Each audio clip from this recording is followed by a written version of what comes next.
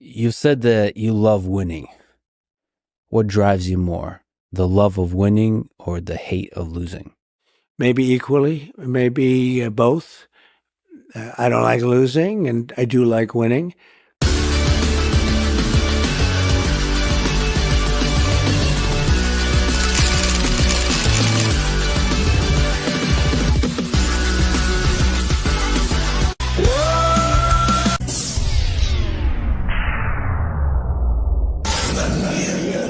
Say his name and he appears. This is a friendship that'll never ever end. Greetings and welcome to Winning Tonight. How's everybody doing out there? Hope you are all doing and living well.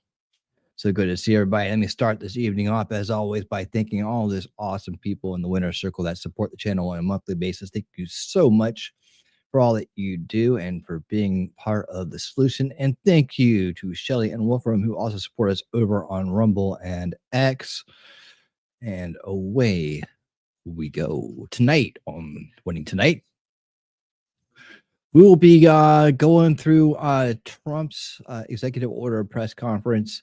Man, he has so many of these. And they're not this short. They're not like, here, come in and get out. He's literally the most transparent president we've ever had. And he is literally working every single day in our best interest. So it's hard to keep up with all of these because literally, let's see, there's about an hour's worth of content on just him doing that. So I don't know. Let me see here. Okay, I'm getting flashes here. Let me change this up. It's better. All right, that's better. All right, there we go. Got to get my Aurora right. So we're gonna watch. I was gonna start with the one that was from yesterday. And now I'm like, maybe I'll just go with the one from today, because by the time I get to Thursday, probably have another one. I don't know. I really want to see the one from yesterday too, but I don't want to sit here and do an hour of Trump. I mean, we could. What do you guys think? You guys want to see both? Let me know in the comments. You help me decide whether we're going to see both of them or just the one from today. All right. In fact, let's get some crowd interaction here going here, and I'll put a poll out while I'm doing my intros, and you guys need to vote quick on this. All right. Don't dilly dally. Don't dilly dally. Let me get my screen up. All right, my correct screen here. All right. We're also going to go through and do an update on Tulsi, Kash, and RFK Jr. to see how they're doing in their confirmation process. Are they moving forward? Are they moving backwards? Are we good? Are we not? Which one? Okay. Which Trump? Okay, I'm calling them EO pressers, right? So because that's for characters, all right, and also because it's executive order press conference. So there you go. Should we watch and say today's,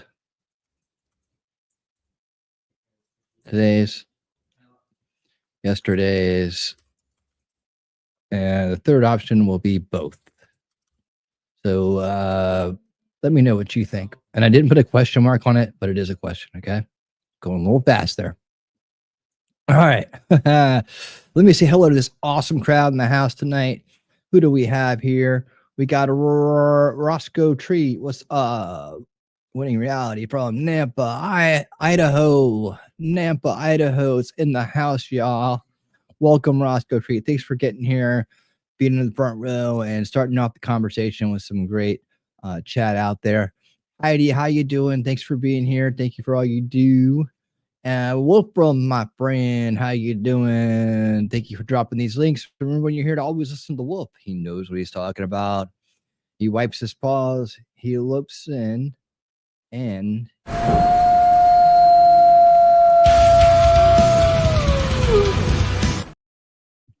that's how you know the alpha mod is in the house. And that's the way we do it. All right. See, we're doing hellos here. There's talking trash and truths. How you doing? That's Shelly. Shelly, our hostess with the mostest, and she is saying hello to everybody. And did I say a special thanks to Shelly and Wolfram for supporting us over on Rumble, and that we are broadcasting live tonight on Rumble, YouTube, and X? I think I might have skipped that, or I might have said it so many times I didn't realize I said it, but I said it twice, or I said it once. It doesn't matter. It's been said. Daisy Girl Williams, there she is, smiling and peace signing it to the crowd. T-Rex Trucking comes swinging in on a chandelier. He's in a spicy mood tonight. You can always tell because he says, "What's up, weirdos?" Turns out U.S. weirdos are the majority. Trump, Trump, Trump. I can't believe he actually banned child mutilation from all hospitals that receive any federal funding grants. I think that's awesome. And yes. Ellie, each day you can read the White House website and see what he did. That's the truth. That is the truth. Yes. Who else? I'm just saying hello. Hello, Ronnie. How you doing? Good to see you. Thank you for supporting the channel. And let's see, Memento Mori, my friend. How you doing? Good to see you, Memento Mori. All right, and we got all kinds of people here tonight. Did I see Arby somewhere? I saw someone say hello to Arby. There's Arby. Where's your hello? Where's your hello post? Is it way up here? Did I miss it? I didn't mean to. I'll tell you what. I'm just gonna use this one. I usually like to use the hello post to say hello back. There you go. Yep. I can't wait to go through that. Yeah. People are. That's another story today too. Lots of things happening, man. So much happening. I'll tell you what. I like heartbeats. Hey, and there's Scott. Hotbeck. What's up? How you doing? Yeah, I tell you what, man. I mean, literally, I could probably break it down to I don't know if I could break it down to an hour show. I probably could do an hour a day now. Just the pacings are going. Find a couple things to talk about for an hour and then be out. I don't know. Would you guys like that? I have this like, I don't know, you call it streamer's guilt or something. Because some people don't give a flying F, right? But I mean, it's one thing if you're putting out videos and people can watch them when they want to. It's another thing if you're streaming and you're like, be here at this time for the stream, right? And some people, like I said, don't give a flying F about consuming people's time. It's all about them streaming as much as they possibly can. I'm not like that.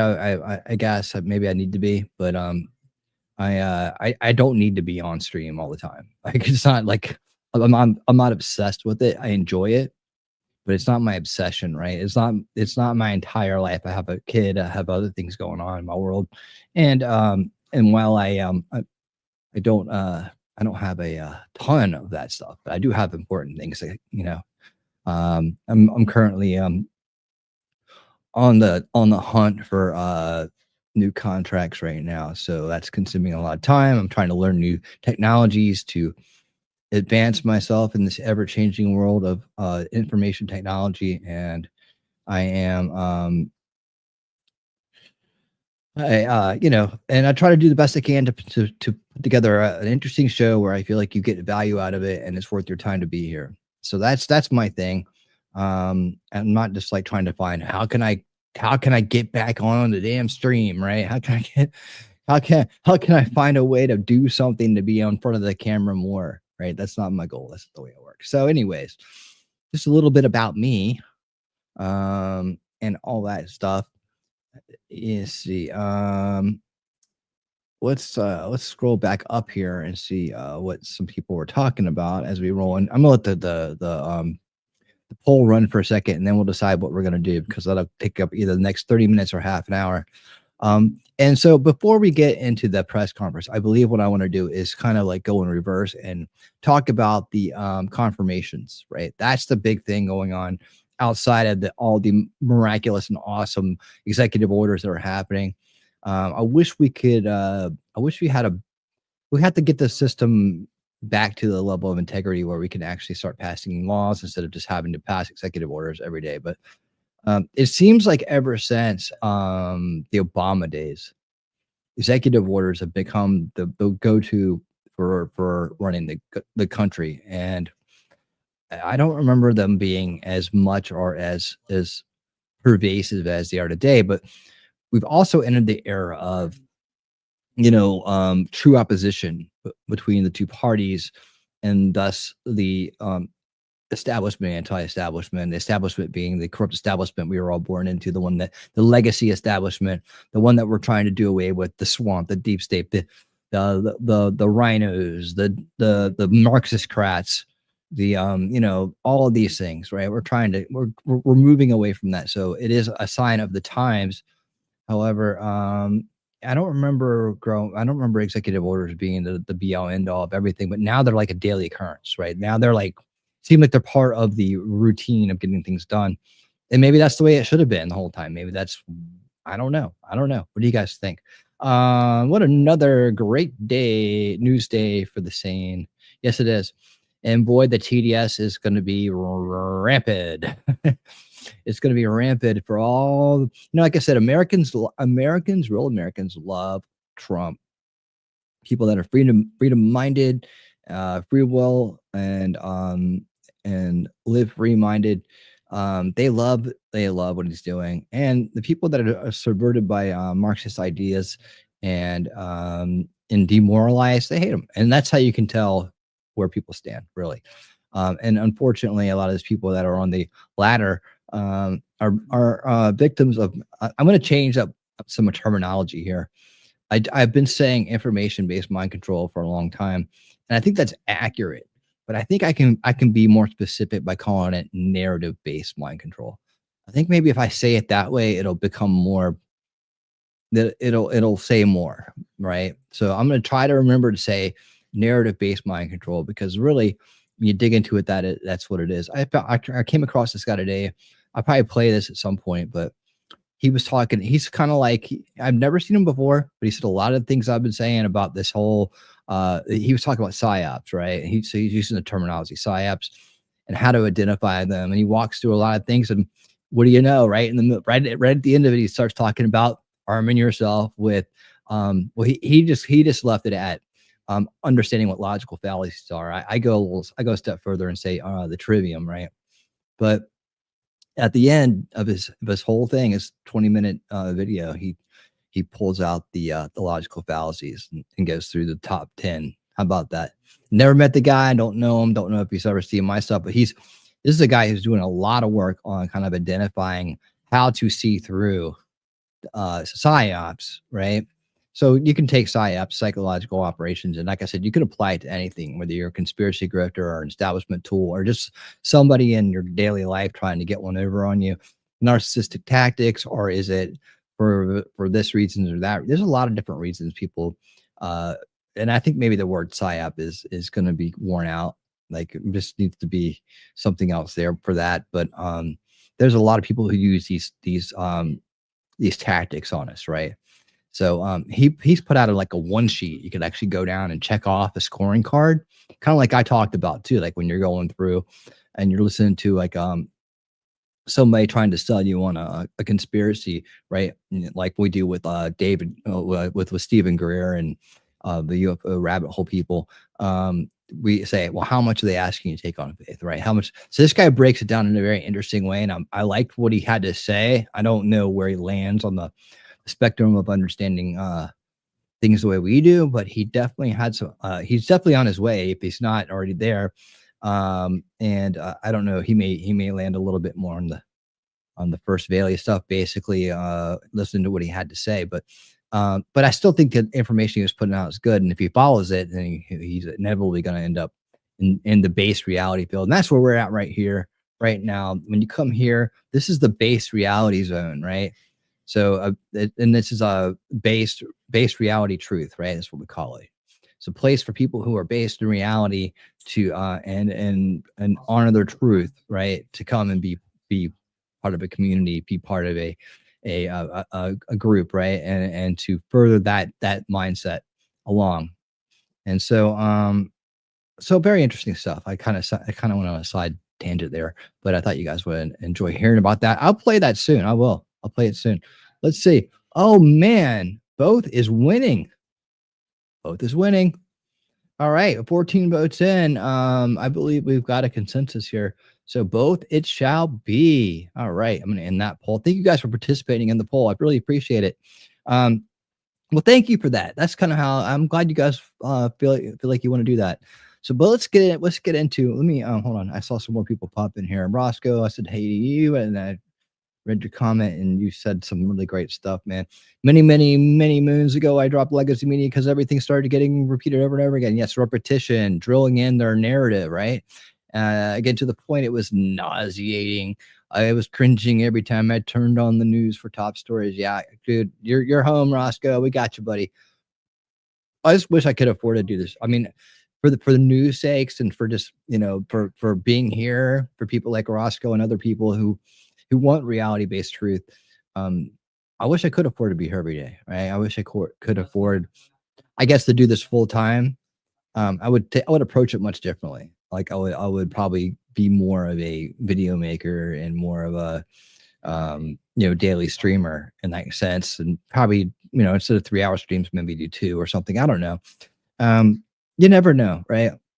But if this really was supporting my life the way it supports Tim Pool's life or Gary Franchi's life or other people that are out there with big channels lives, I would approach it differently, and I would be here every day for you guys, right? With short breaks here and there, but I would be here every day talking about these things on a daily basis. And that would be the whole of my day. But I would do it that way if I could. It's just like, it just doesn't, there's just no way I'll be on the streets if I tried to like that. All right. Wolfram says exactly. Fox News was the last one I watched until they treated Trump during the debates in 2015. I was done with them then. Yeah, I've always considered Fox News establishment right media, right? They did a lot of neocon backing in the day, and they weren't seeing through the veil at all. And so, and they continued to do that. And then in 2020, election night, they showed some true colors there. And maybe it was mistaken, or maybe it was for real. But I felt like, and I still feel like, and I still will say this no matter what, and I'll say this again in 2028. Okay, the neocons would love to get the GOP back, and I felt like when they turned on him in 2020, that was the neocons trying to kick down the door and take it back. Luckily, we had enough people in place at the time that even reclaiming Fox News for whatever amount of time they did didn't help them out. But yeah, I agree with you on that. Gutfeld is probably one of the better ones on there. Waters is pretty decent, but I don't watch a lot of it. So to me, that's establishment media. Regardless, I know some people look at it differently, including Trump, but I see it as establishment right media because I remember how they treated Ron Paul. I remember the neocon ass kissing that was going on that channel, and I believe still does in a lot of ways. And I think that they are just a incident away from flipping on us. So let them play their games. We got new media, and we're smart enough and educated enough now, and unified enough that we can provide our own media for ourselves, right? Right, definitely. Prosty, I said that. Heidi says, I stopped watching mainstream media conglomerates, even Fox during the Obama era, the first time around. Only watched a few Fox until, yeah, exactly. Sounds like me. Sounds like me here. Oh, there's Snipe over on Rumble. What's up, Rumble? How you doing? I haven't said hi to you yet officially, but there you go. Snipe Hunter is over there holding it down. I know you got some company over there. Let's see who's going over there. Who's saying Jacob Castro? What's up, man? How you doing? I see you over there. I see Heidi. I see Snipe. I see Shelly and all that fun stuff. Okay, cool. And I see RB. Taking over Gaza. We're going to cover that. Wolfram ate something and burped. There you go. Excuse him. All right, cool. And I said hey to everybody else here. And let me just keep scrolling down. And we're going to get to our first story here in just a second, guys. We're just rolling through it, man. Let me see. Okay, let me scroll a bit. There's Libby. Libby's in the house. What's up, Libby? How you doing? I grabbed the first one I saw. There he is. Howdy, folks. There we go. Now I know I'm back on it. Levy is in the house. We got Wild. Hey, Wild, what's up? How you doing? Good to see you, Wild. Oh, Madcore, how you doing, dude? Good to see you, bro. How's things down there in Australia? How you doing down there, man? Hold on a second, real quick. Hold on. All right. Oh man, good to see you. Good to see you. I hope you're doing awesome, dude. Hope you're doing awesome. Let's see. I said hi to Jacob. All right. Oh look, MLS. What's up? Evening, MLS. How you doing? How's it going with you? Are you enjoying the book Big Intel? How you coming along with that book? Let's see. All right, cool. I'm here for the Trump of it all. All right. Well, you're gonna get a lot of it here coming up. First, let's check in, guys. Let's check in on a quick little rundown of where this came from, guys, so it should be pretty up to date. Quick rundown of oh, it's only 13 minutes too. Look at this on winning speed. That's another great thing you get by coming here. Winning speed. You can't find it anywhere else, I don't believe. I believe I might have been the first to come up with that. Nah, boy, that's a white screen. And you know, the thing about it is, and the reason why I have things set up the way I do here is like I'm really boxed in. I'm kind of like everything. I got these big, beautiful screens that are like right on top of me. So, anyways, I try to get this up here and then move it so it's not quite so bright. All right, cool. And so just to kind of catch us up here, before I start. Pam Bondi, yes, confirmed. AG Pam Bondi in the house. Let's go. Rock and roll. It's gonna happen. It's gonna be beautiful. And so let's figure out where everybody else stands. Let's go.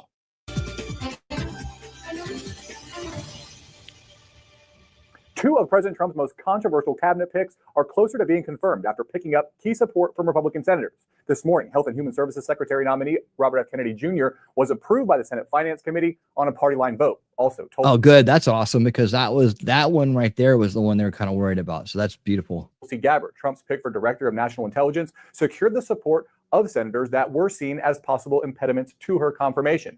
Joining me from the White House, beautiful. Alex Gangitano, White House reporter. Things are working out. I love when a plan comes together. Alex, let's talk about RFK Jr. first. All eyes were on Bill Cassidy here. He's a Republican senator from Louisiana. Oh, Cassidy. Before politics, he was a physician, big advocate for vaccines. RFK Jr. has promoted all sorts of vaccine conspiracies. Cassidy said that gave him major pause, but today, Cassidy voted in favor of awesome. RFK Thank you, Shelley. Jr.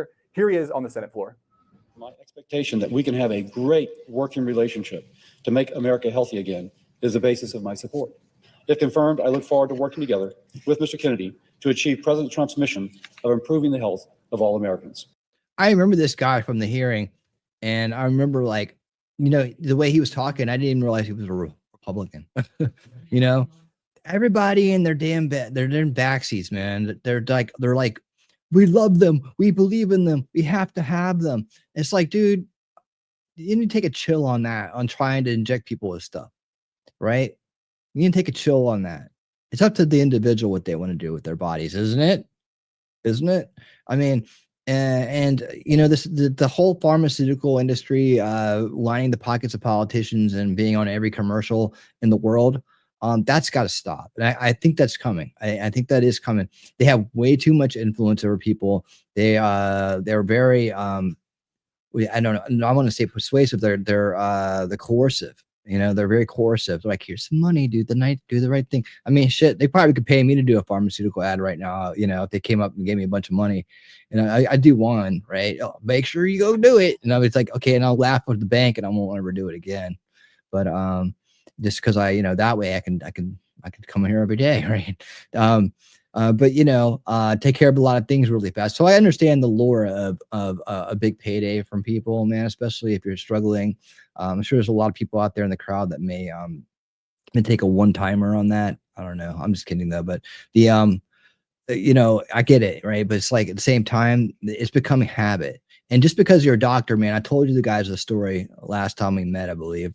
No, that was yesterday. Last week, I told the story about how I asked my pediatrician when my son was born, why so many so fast? And he couldn't answer the question. This is a pro-vax doctor.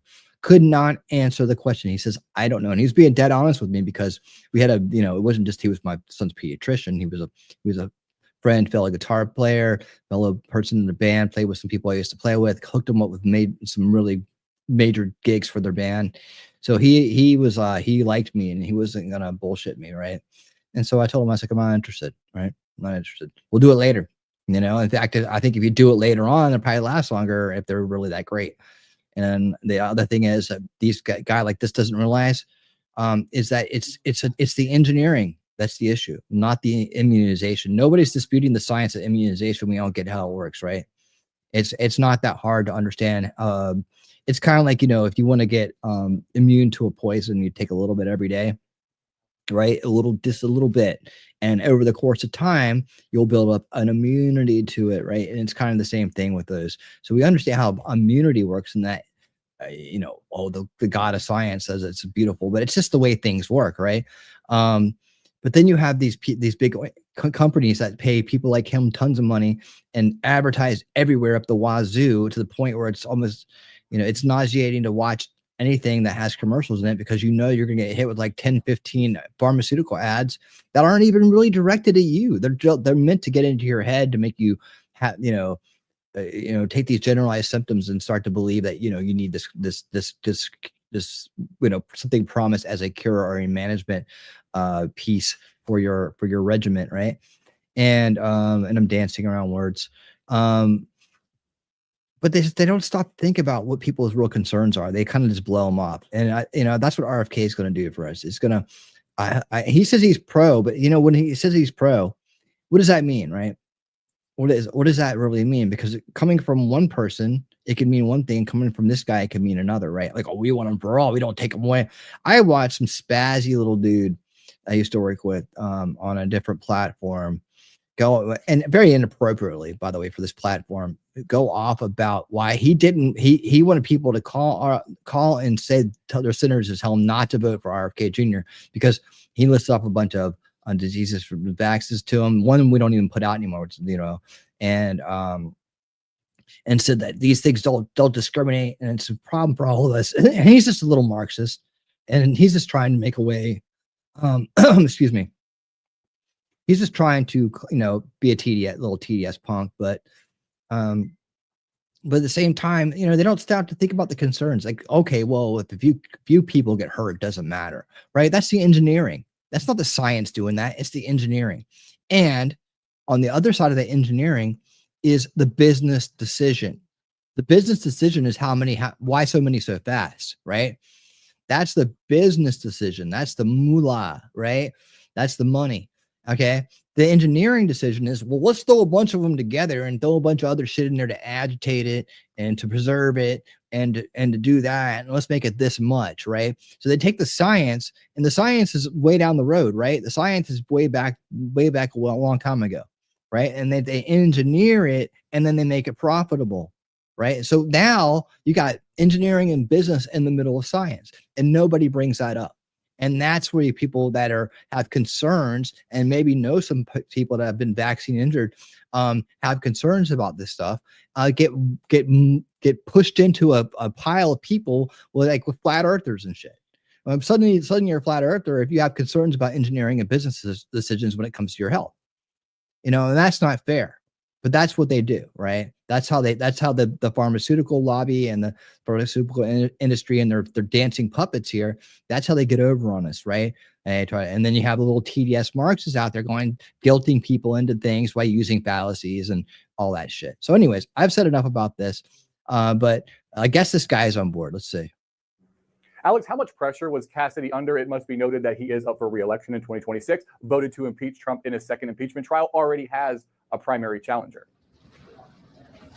That's right. For all those reasons, Senator Cassidy was under immense pressure to vote for Kennedy out of committee. As you mentioned, he voted for Trump's impeachment back during his first term. He also already has a primary challenger. And as we saw during the nomination battle for now Defense Secretary Pete Hegseth, MAGA allies of the president and the president himself will vow to support your primary challenger if you don't support his nominees and support the president's agenda overall. So I think Cassidy was up against that. We saw just moments moments before Beautiful. Cassidy Do decided it. or went ahead Do and it. voted for Kennedy out of committee. Trump posted on True Social pressuring senators again to support Kennedy.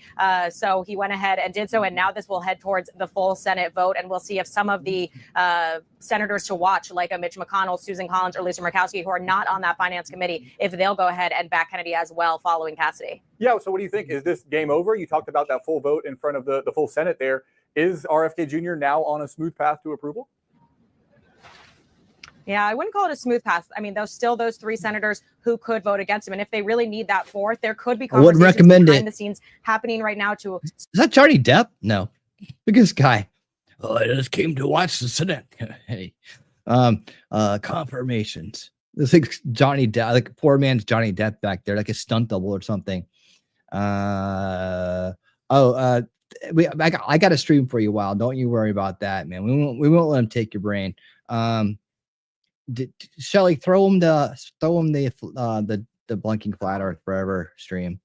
That'll help you. That'll help you out. Secure a fourth senator if the likes of McConnell, Collins, or Murkowski You'll enjoy the end too. Who voted against Hegseth in the full Senate vote, but he was able to pass with just those 3 opponents. If there's conversations to try to get a fourth on board, if it's somebody like a Cassidy who they want to try to swing the other way after the committee vote, but I think if you talk to the White House, they're feeling pretty confident after that committee vote.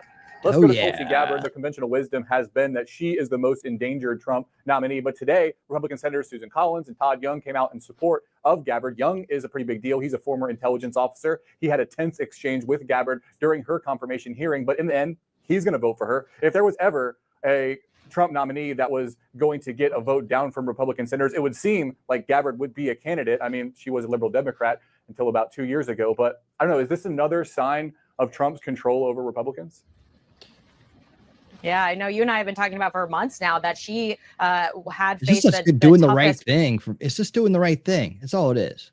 Path towards confirmation. And I still think she does. You mentioned that Todd Young and Susan Collins both were senators to watch about now they have said that they will back her, but I do think she'll be able to make it out of committee. But it's that full Senate vote that we're looking at now that I think she could struggle with when it comes down to getting all senators to back her. So I do think she still has a shaky road. When we talked to senators last week and talked to some people close to the White House last week, they were telling us that senators are still not feeling comfortable with her after her pretty contentious, as you mentioned, Senate hearing last week. So she's somebody who I'm definitely watching that how important that full Senate vote will be and how many senators still have reservations without her. But again, like you mentioned, that Young support, that's a huge turn for him. So maybe it will make other senators feel secure about supporting her as well.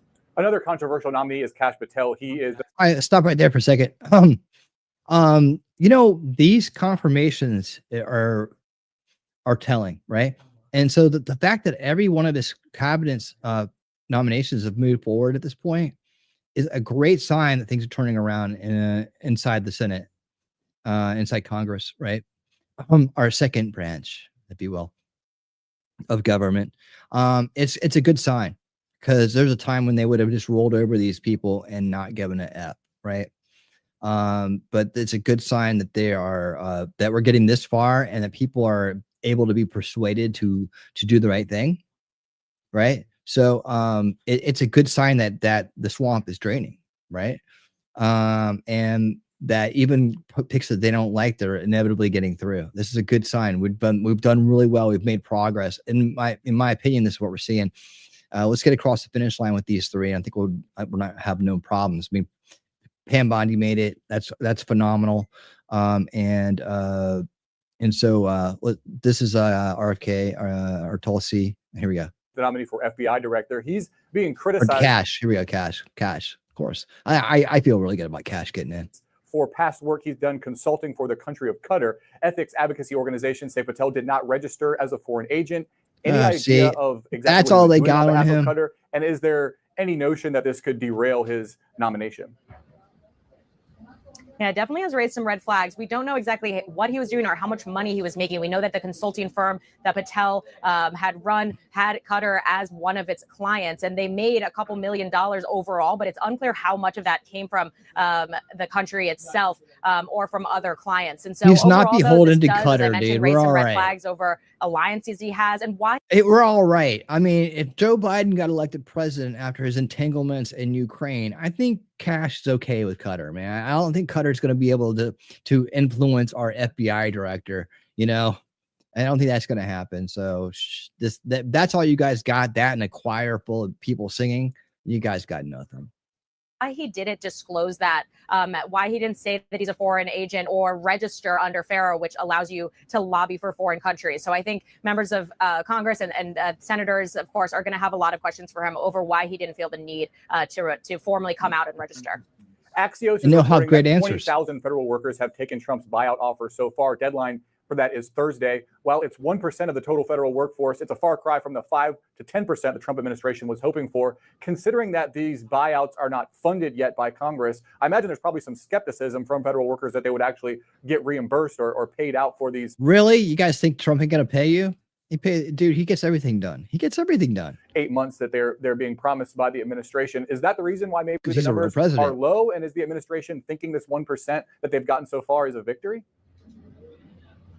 That's right. I mean, I do think the 1% is being looked at as a victory. Just the fact that they've been able to partially gut the federal government so far after that's been such a big target of the Trump administration and, of course, of Elon Musk, the head of the Government Efficiency Committee. But I think that they're seeking a lot more. And like you said, I think federal workers right now are in this kind of wait and see phase. Can they be supported financially in a certain amount of time if they do decide to take a layoff package, or will they trust that they will be able to receive some money for stepping aside? I think there's a lot of questions. And so this 1% is kind of the guinea pig here, trying to figure out how legit these buyout packages, so to speak, are. Okay, I think we got this.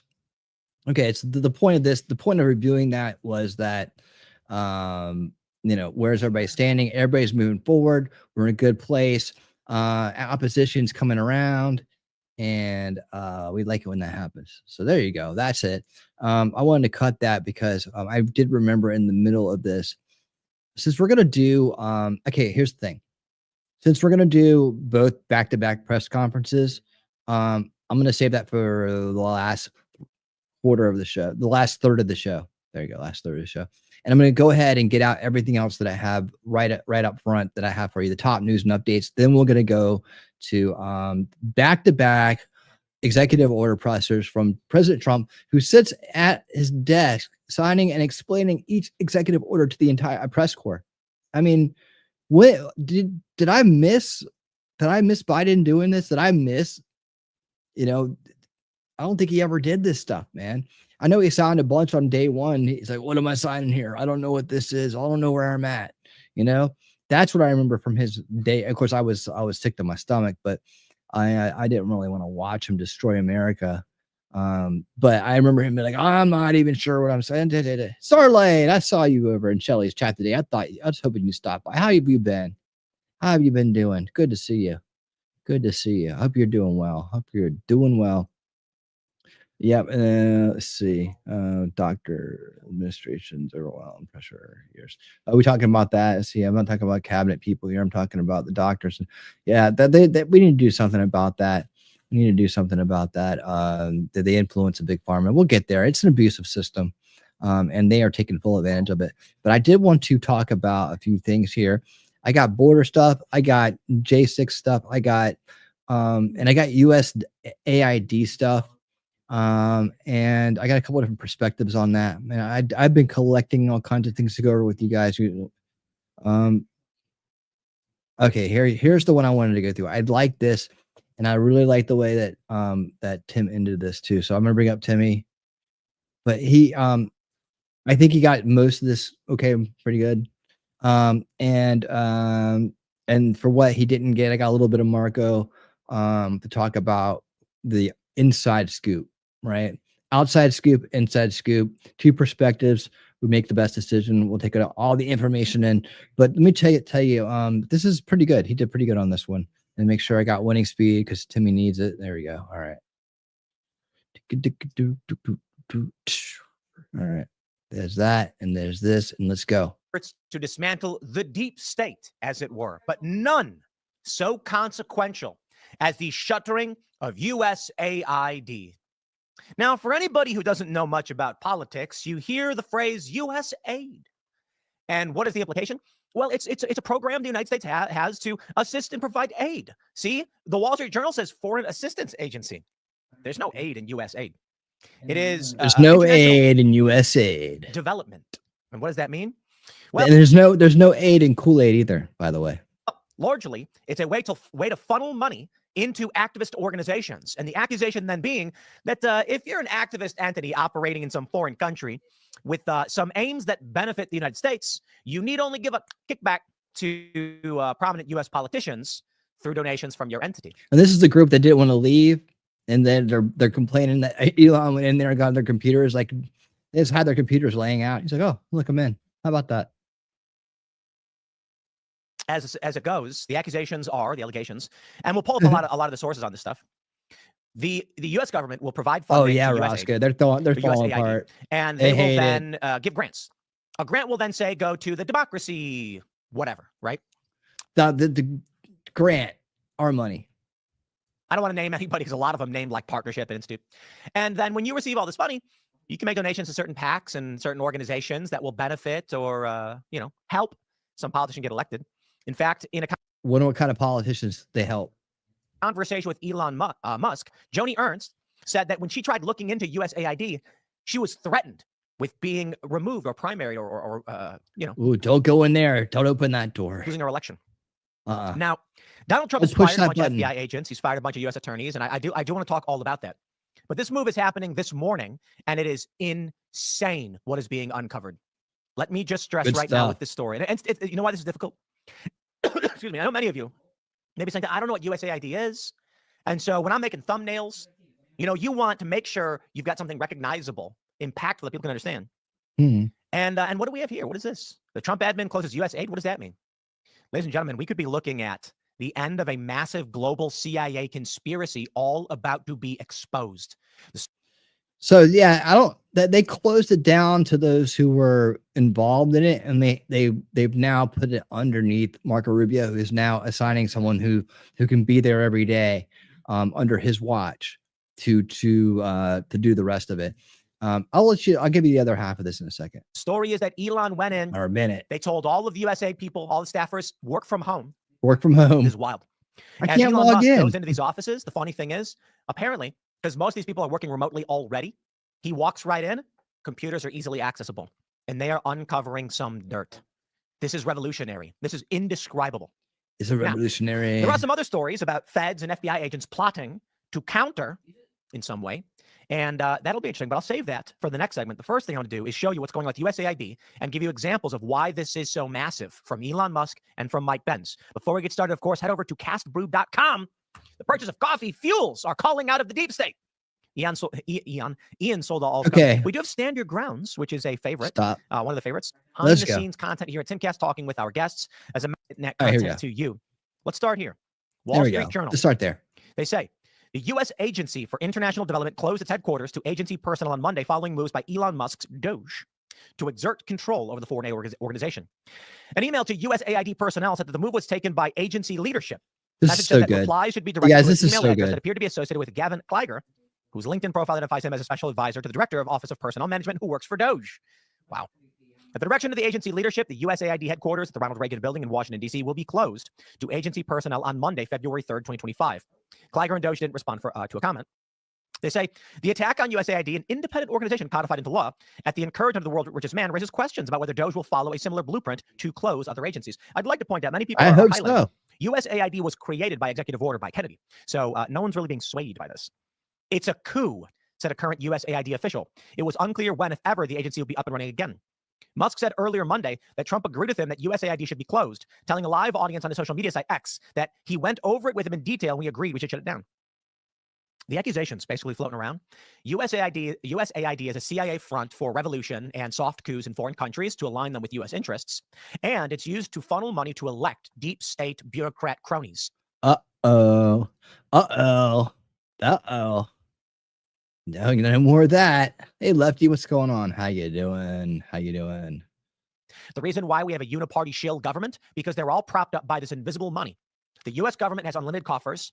Money flows through USAID into various different foundations. That money flows back to fund election campaigns for those that are marching in lockstep with the deep state. Yep. And as it goes. And I'm saying these are allegations. I don't know. We'll see what happens.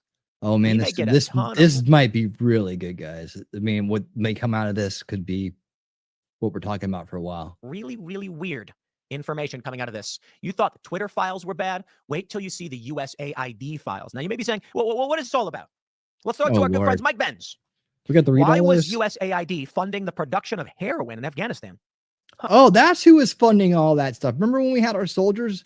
You guys probably some of my vets in the crowd may know something about this.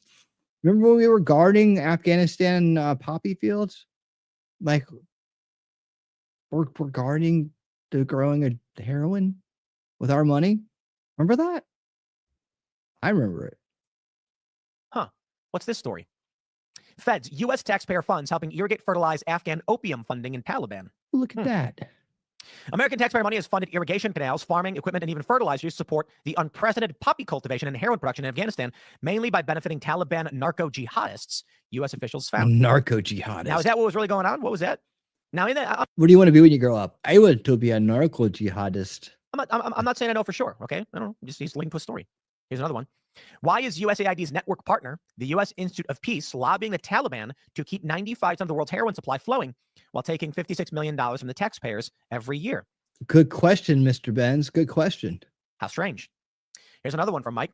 Why did USAID pay $20 million to hit peace journalists to dig up dirt on Rudy Giuliani and use that dirt as the basis to impeach the sitting president in 2019? What? Dude, does anything infuriate you more than when you see that size of that number? $20 million. There's $20 million to dig up dirt on Giuliani. $20 million. And people are struggling. I'm not some bleeding heart socialist, Bernie Sanders type or nothing like that. I'm the exact opposite. But when I see us take that much money out of our government and put it into bullshit like we're going to be hearing about constantly with Doge, and knowing that, the struggle of many people that I know, right? And all that money just going to bullshit. It's so irritating. It's so irritating. They say the work of OCCRP, often in collaboration with other newsrooms around the world, has been deeply impressive journalistically at times, et cetera, blah, blah, blah. At the bottom, it says OCCRP's reporting on Rudy Giuliani's political work in Ukraine was cited 4 times in the whistleblower letter that led to President Trump's impeachment. USAID, and it says strengthening the transparency and accountability through investigative reporting program, foster investigative outlets, organizational and financial viability, and they're providing $20 million through their partner, the OCCRP. There it is right there. These sources show USAID giving money to the OCCRP, that's the Organized Crimes and Corruption Reporting Project, which then dig up dirt on Giuliani and was used against Donald Trump. You show that one to Trump and Trump's going to be like, out. But why is this happening? Shouldn't this be a practice of the people? Why is USAID through congressional funding providing money to dig up dirt on a sitting president? That's very strange. Now, I know it says Giuliani, but it was used against Donald Trump. But there's more. There's more. Here we go. Mike Ben says, actually, Aesthetic says, why is USAID giving millions of dollars to Bill Kristol? Bill Kristol, neocon, the head of not just the neocon, the head of the neocon, the son of the founder of the neoconservative movement, the old Trotskyites, the rhinos, the ones pretending to be Republicans that many of us were born into that false left-right paradigm. And in fact, I think almost all of us were.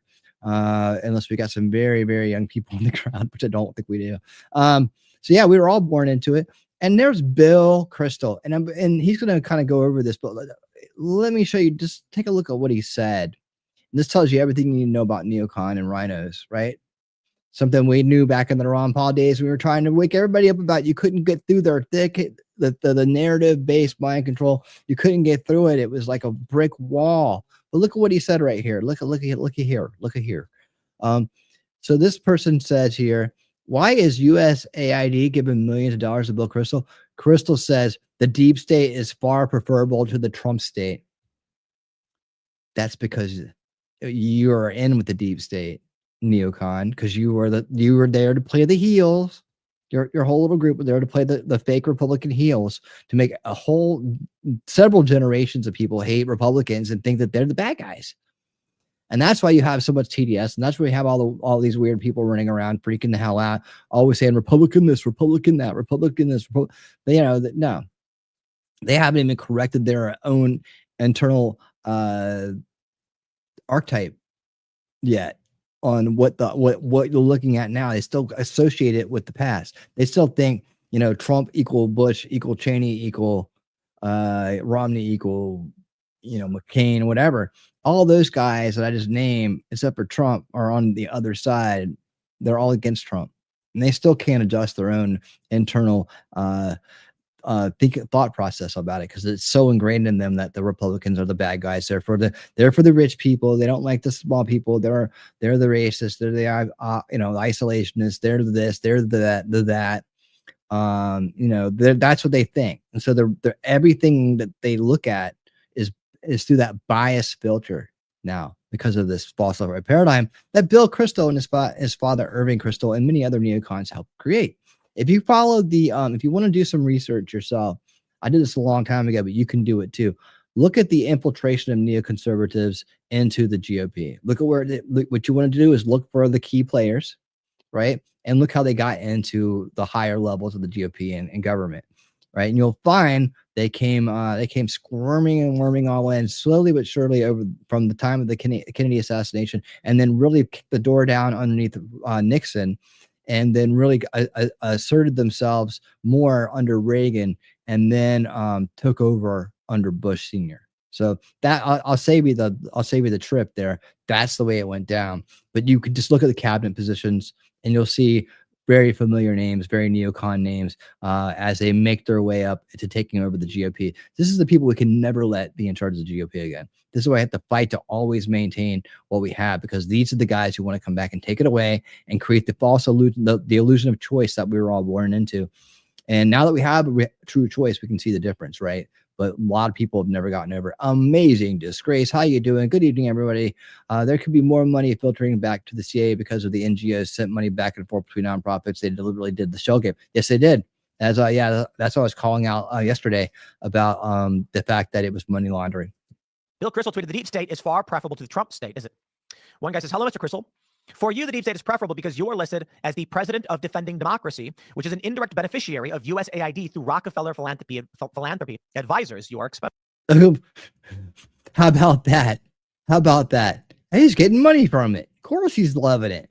They're paying neocons. They're giving neocons our money to go against the wishes of the people that are voting Republican, basically. That's what's going on, huh?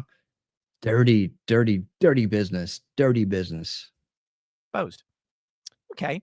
Mike Beth says, look at that. And like it comes to the Rockefeller Foundation. We'll just throw another bad guy on top of it. Then you got to involve Rockefeller. You got Rockefeller and the neocons and money laundering through a corrupted department with taxpayer money. I mean, could it get any better? I mean, what else we need? We need UFOs and aliens. What you will quickly find as you enter the amazing USAID vortex of despair is that virtually every powerful political and financial motor of American society that promotes and lobbies for USAID is either directly on USAID's payroll, works at a place that is, or his or her donors do. Indeed. Here's more. Mike Ben says, case in point. Actually, I'm sorry. Here's the first one. Okay. Responding to that, he says, case in point, AOC promoting USAID all over X today actually came from a USAID program in college to jumpstart her miracle political career. Oh, Sandy, what would you say next? Sandy is so dumb that she exposed her the way that she got in there. And guess what that means? That money is with the Justice Democrats. Yep, the Justice Democrats who held auditions. And Sandy won the audition because she was the most batshit crazy, whacked out big mouth there was, with a slightly doable face. It's just like, that's it, and so, yeah. So she's out there defending this very thing. Oh, she's in trouble. Sandy, you in trouble. You just gotta watch what you say, Sandy. Let's take a look at this. AOC tweets, this is a 5-alarm fire. 5-alarm fire, guys. My money. Other people like me. Don't you want more people like me in government? elected Trump to be president, not Musk. Having an unelected billionaire. Oh, it's Musk. It's Musk doing. He's doing everything. You don't think he's working for Trump? He's working for Trump, and he's working for the American people. He's not telling Trump what to do. I mean, you get told what to do. You sit down and you shut up when you're told. You got to be a good girl and sit there, right? But no. See, this is the inversion of reality of the Marxist, subverted Marxist mind that's on display, of course. His own foreign debts and motives, raiding U.S. classified information is a grave threat to national security. This should not be a partisan issue. Like, you know anything. Sandy knows how to make a margarita. That's about it. Commenting on a tweet about USAID security chiefs on leave after trying to prevent Musk's Doge from accessing classified material. We then have this. Her trip to Niger was through the Niamey Rap game, Edward Bernays. Rap game. Is that a good channel? National Development Program funded by USAID. And what do you know? Shortly after she left, there was a Western-backed coup that overthrew Niger's government. AOC, a junior in college arts and science, went to Niamey to study abroad and was confident in the safety of students studying in Niger. Nigerians are overwhelmingly peaceful people, even with political instability hung in the air, yada, yada, yada, blah, blah, blah. We get the point. Community placement. It says, you won't marvel at Nigerian life from afar. You will take part in it. One of your required classes is actually a volunteer placement in the community, nonprofit, dedicated democracy building, et cetera, et cetera. Once again, just a lot of accusations. That's why I'm saying what we will see from these files will be revealing. For now, we'll see. But we know this clip from Joe Rogan, Mike Benz, breaking down how you can better understand this. State Department, USAID, and the National Endowment for Democracy. Now USAID is, a very it's sort of a switch player. There's no aid in USAID, by the way. That's, your brain is being tricked when you see the phrase USAID. It's not an aid organization. The aid in USAID stands for U.S. Agency for International Development. It is developing internationally around the world all of the institutions that the State Department needs to use. So when they are Mike Ben's doing the good work, activist groups in a foreign country, that's because the State Department wants those activists there. Now, USAID for the first time. So if you ever wondered how it was all working, how it was all getting funded, right under your noses. It's history. It was created in the early 1960s by JFK, 1961. It was created because you had all of this intelligence, statecraft, and military support and logistical aid that was tripping over itself. Basically, the military would be funding, would be running aid to certain groups in the region. The State Department would be running aid to certain groups in the region. The intelligence community would, and there was no sort of central coordinator of those capacity building operations. So USAID, by the way, is a $50 billion budget. The entirety of the intelligence community is only $72 billion. So it is as more than the CIA. Wow. And more than the State Department. Wow. And aid is basically USAID is our effectively a money switch player to assist the Pentagon. We suffer. They get the money on the national security front, to assist the State Department on the national interest front, or to assist the intelligence community on a sort of. We need to go back and get that money. We need to go back and get it. That's what I'm saying. It's not good enough just to cut it off. I want it back. I want it back. It sucks when pieces of shit get away with stealing money. There should be some kind of remedy for it. And usually the universe will work it out. But in this case, I think we can be a little proactive in helping it out, right? Clandestine operations for it. So with all that being said,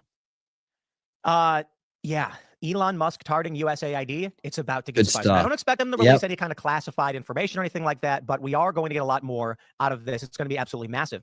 Now, RFK Jr. has stepped into the fray, and we have this clip where he was talking with Tucker Carlson, and I'll play this for you now. You can hear it from RFK Jr. 2014, there are riots it's called the Madonna Rebellion in Ukraine, which we're not told that we are financing those riots. The newspapers never told us, our government never told us. USAID, which is a CIA front, put $5 billion into funding those riots. Those riots lead to to a coup d'etat against the first democratically elected government of the Ukraine. It was government. Guess who else? You know what this means, right? Because we know where other money comes from too. This means, Mr. Soros, Open Society Foundation should be a terrorist organization. I hope you guys hear me up there in Washington. They were highly involved with all these color revolutions and these regime changes and protest funding, right? All here and all over the world. That means they were tied in with the CIA. Were they tied in with the RCIA? Were they tied in with the funding, U.S. funding too? or were they just assisting? Did they have their job to do, and we had the dirty players had their job to do? Were they working together, or were they just happened to working side by side? We'll see. I bet it'll be very nice. It'll be very interesting to find that out, won't it? Government that refused to choose sides and to say we're going to be on the side of the West. So we wanted them out. A month before that government is overthrown, Victoria Nuland, who's the part of the centerpiece of the neocon ideology and who is now a high-level official in the State Department, has a secret call with the U.S. ambassador, which is tape recorded and is now public, which anybody can go and look up, where she is picking the new cabinet for the Ukraine. Which is a U.S. Western cabinet. So they're picking the new government a month before the old government is overthrown. Is that how democracy? Is that democracy when Victoria Nuland picks your government? Well, that's the point. Is USAID doesn't really do, and the CIA don't do democracy. The CIA has overthrown, I think, 83 governments between 1947 and 1997. That's a third of the governments on Earth, and most of them were democracies. Oh, it doesn't do democracy. Wow. So what did he say? He said the CIA did this, overthrowing all of these different countries. Now, I thought I had that Elon Musk clip pulled up. Where is it at? Oh, come on, right Tim. Elon Musk on USAID threatening Senator Joni Ernst. Here we go. It's outrageous that a taxpayer-funded organization would threaten a U.S. senator. Let me play the clip for you. Listen to this. Oh, Elon, you have been on U.S. I have this space, by the way, saved too. We can if you guys want to watch it. I'm kind of keeping up with the Doge stuff on the side here. So we may do that. You have really, and so that's the one that's missed for sure. This was another one of my efforts. Yes. And this began years ago when we were trying to figure out what they were doing with our American taxpayer dollars that were going to support humanitarian efforts in Ukraine. So I wanted to know exactly how those dollars were being spent, and not just a reasonable request. Yes. Oh my gosh. And I shared this with you earlier, Elon, just privately, but we got all kinds of threats from USAID because I was trying to exercise my oversight capacity in Congress. So that's just shocking. I mean, it's Heidi, yeah. I mean, people just don't get it, especially on the left. They're like, well, see, the left is people on the left. I say the left. I mean, people that are useful idiots for the establishment and vote establishment. That's what I really mean when I say that. Sometimes I forget to clarify. Hang on. And they're used to siding with evil, right? They're like, okay, in their minds, a lot of their minds, it's always a choice between the lesser of two evils. Well, siding with doesn't matter. If you side with evil, you side with evil. I don't care if it's lesser than or more than. There's no out with that, right? There's no out with that. So with them, they're okay with playing dirty. They really are. They'll cry about any perceived dirty play by what they perceive as their enemies, or people standing in the way of their rampant drug use or whatever the frick they think freedom is. But they don't seem to really believe the Soros stuff as well. It's just like, well, it's just because it's benefiting them. So they're very opportunistic people, and that's why most people don't take that seriously. But they also don't know. Their mind doesn't stick around long enough to understand the gravity of how much money is going in and how many people are harmed through this and what the ultimate outcome is of it, right? They only see it as what are they getting out of it today, because that's how they live and that's how they think, right? They're all about themselves. They're selfish. They're there for today. And what can I get out of it right this second? And that's their mentality, even though they think they're virtuous and morally superior to everybody else. But anyways, yeah, so that's it. I just wanted to comment on that. Oh, honestly, it's outrageous that a taxpayer-funded organization would threaten a U.S. senator who is simply trying to figure out if American taxpayer money is being spent correctly and not fraudulently. Yes. Indeed, my friends. The rabbit hole runs deep. So there are many mechanisms by which the CIA, the deep state, ball of worms, global it's a ball of worms, guys, NATO, etc., Western forces seek to implement dominance on this planet. But you know what? As I've explained it time and time again, I'll state it again. They say that wealth lasts 3 generations. And I think we see it here. Mm-hmm. Maybe that's why empires only last a certain amount of time. Who knows? But the idea is that a man works hard, or a woman, and they figure out how to run a business and they make a lot of money. They have kids. Those kids watch their parents work and get a job in the business and can do high-level work. But they don't have the same gumption and work ethic that was developed by their parents. Something in the life of that parent, that man, that woman who becomes successful drove them to be that successful. Their kids don't have it, but the kids can maintain. Now, those kids have kids, the grandkids of the original founder. And those kids can't maintain. And so they begin to wind things down, and they say wealth lasts 3 generations. There are certainly some families that have maintained wealth for much, much, much longer than that. Sure. But on average, that tends to be what it is. I think this is true of the deep state as well. After World War II, there was an effort, the liberal economic order, it was called. I am not making this. Like, this is really, you know what? Let me just, I'm going to pull it up. Because And by the way, pay close attention to this point right here. I hope I didn't lose anybody that needs to hear this part of it. Listen to this. This is something that I wish I had included in my stream about the NWO, and understanding what it meant and what the misuse of the terminology and the archetype framing that it does in people's minds. I'll go ahead and reiterate: it's not an organization; it's an idea, right? And it's not a you're not going to ever find a company called it. You're not going to find a group of people sitting around in a pyramid in robes talking about it and worshiping it. The Antichrist isn't going to come lead it. It's not going to, you're not going to see on the side of uniforms, or you're not going to see a flag. You might, I mean, if you go to if you went to WWE way back in the day, you might have said Hulk Hogan with a shirt on that said NWO.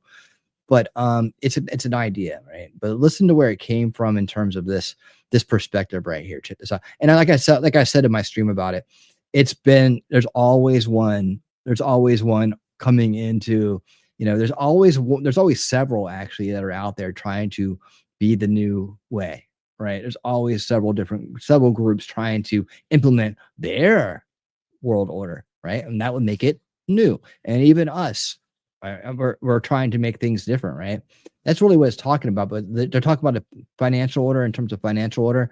Check this out. Because a lot of people don't want to believe it. The liberal international order or the liberal world order.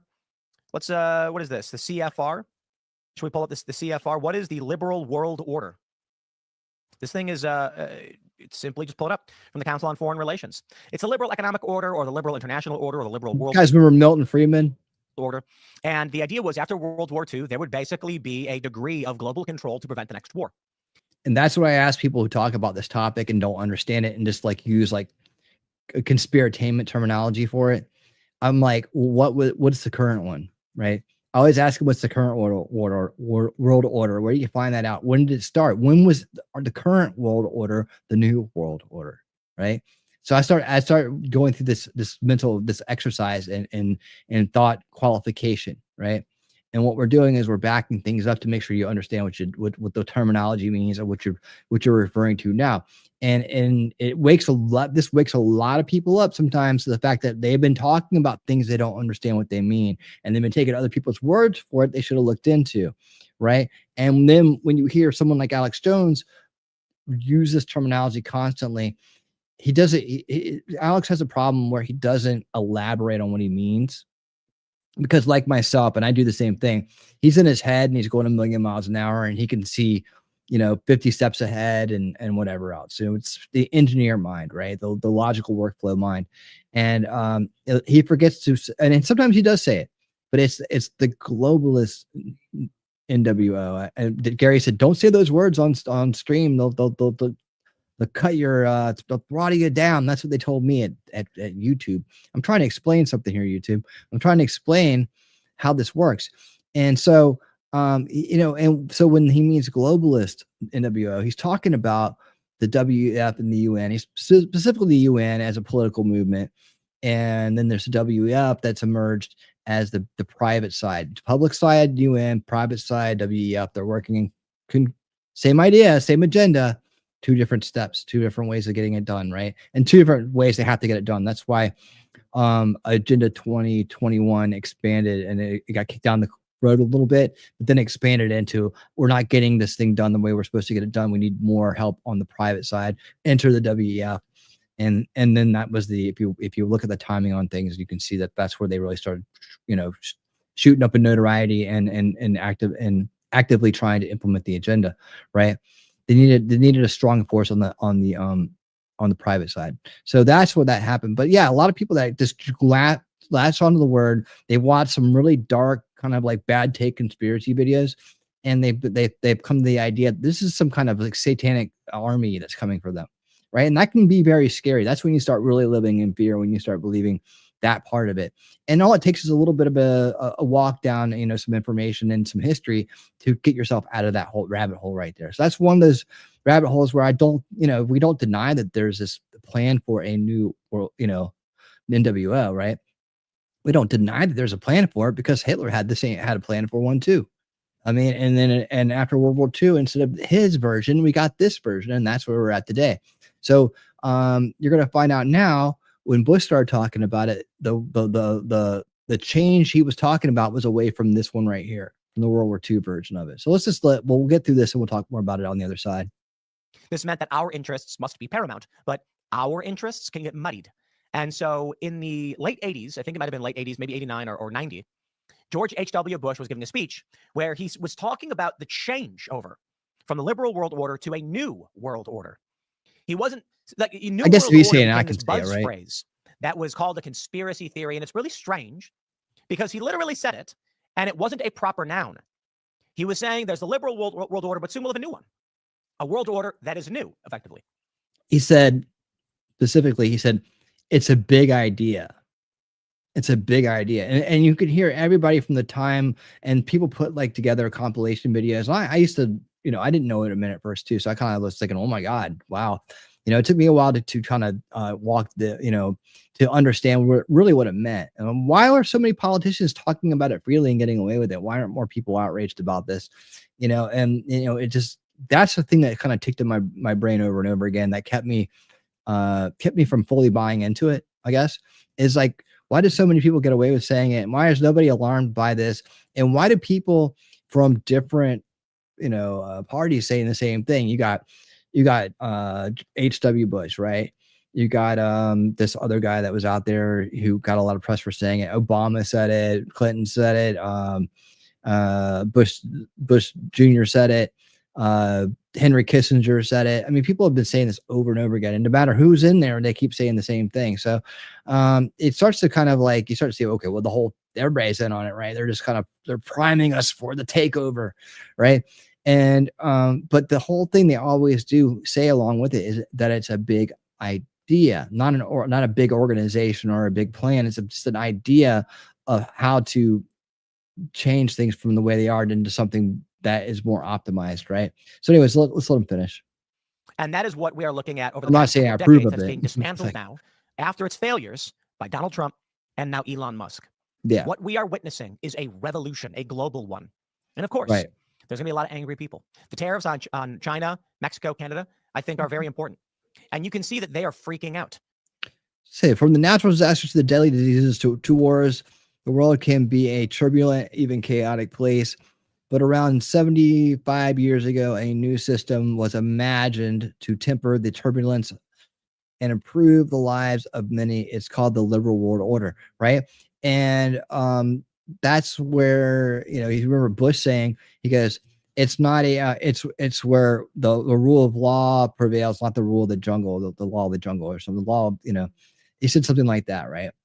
So what he was talking about was redoing this here. And that's the bottom of the rabbit hole. If you go all the way in the NWO rabbit hole, conspiracy rabbit hole, this is what you find at the bottom.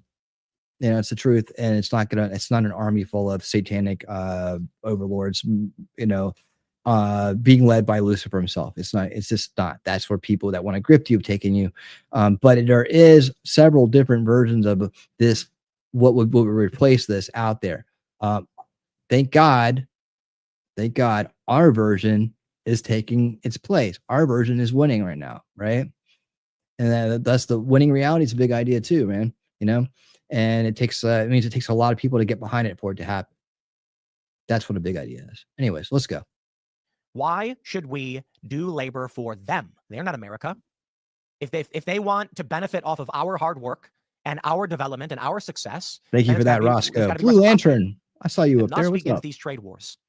But we'll see, my friends. There's a lot more going on than just this. Feds right now are plotting their revenge. I don't remember that. That story for the next segment. Smash That's the like sad, button, share the show with everyone you know. This is where it gets interesting. Reports that FBI agents want to protest. Trump's firing any Fed that was involved in the Protesty J6 feds. investigations, which is like thousands. Yep. And so be it. These people were engaged in a political witch hunt against people for supporting Donald Trump. They were engaged in an attack on Hi, our Suzanne. democracy, How you doing? trying to put the front runner in prison, and at the state level too. There must be accountability. So, my friends, as I said, follow me on X and Instagram at TimCast. Become a member. All right, over there at we go. TimCast. Thank you so much for that. That was a good report. I like that. He did a good job there. And I like the little party threw in at the end. I wish I had included that in my stream because I didn't. I think I had it up and I forgot to talk about it. But origins, words have meanings, and you have to pay attention. And what you can't let someone do is grift off your fears, right? And that's the point of helping people understand. Yes, there are new words out there. There's a lot of them. China has one too, by the way. China has one too. But the one that we're concerned about, the one that we had to be worried about, for decades now, is the, say it with me, globalist New World Order. That's the UNWF now. Okay, that's who's running the agenda now to get that implemented with their stakeholder capitalism, and you will own nothing and be happy and eat the bugs and all that shit, right? That's their idea of a world order, right? And where they have utopia, we had dystopia, and they're happy, and we're happy having nothing, right? They have everything and they're happy, and we have nothing and we're happy. That's their idea of utopia, isn't that lovely? Isn't that lovely? So, anyways, yeah, that good stuff right there. But bigger than that, and the whole article itself was about the U.S. aid getting exposed, spicy times coming without it, indeed, you know. Let's go here for a minute and talk about this, and then we'll head to the border. And again, because we're doing back-to-back Trump press conferences with executive order signings, last third of the show, right? This show usually goes 3 hours. So this hour, we're just hitting the news and top news updates. And then I'm going to make a hard stop on that in time for us to cleanly see both press conferences at winning speed. And then tuck Wolfram into his bed for night, so that we close down shop before we hit the 11 hour. All right. So he keeps me on schedule. And that way I keep moving. But I did want to talk to you guys for a minute.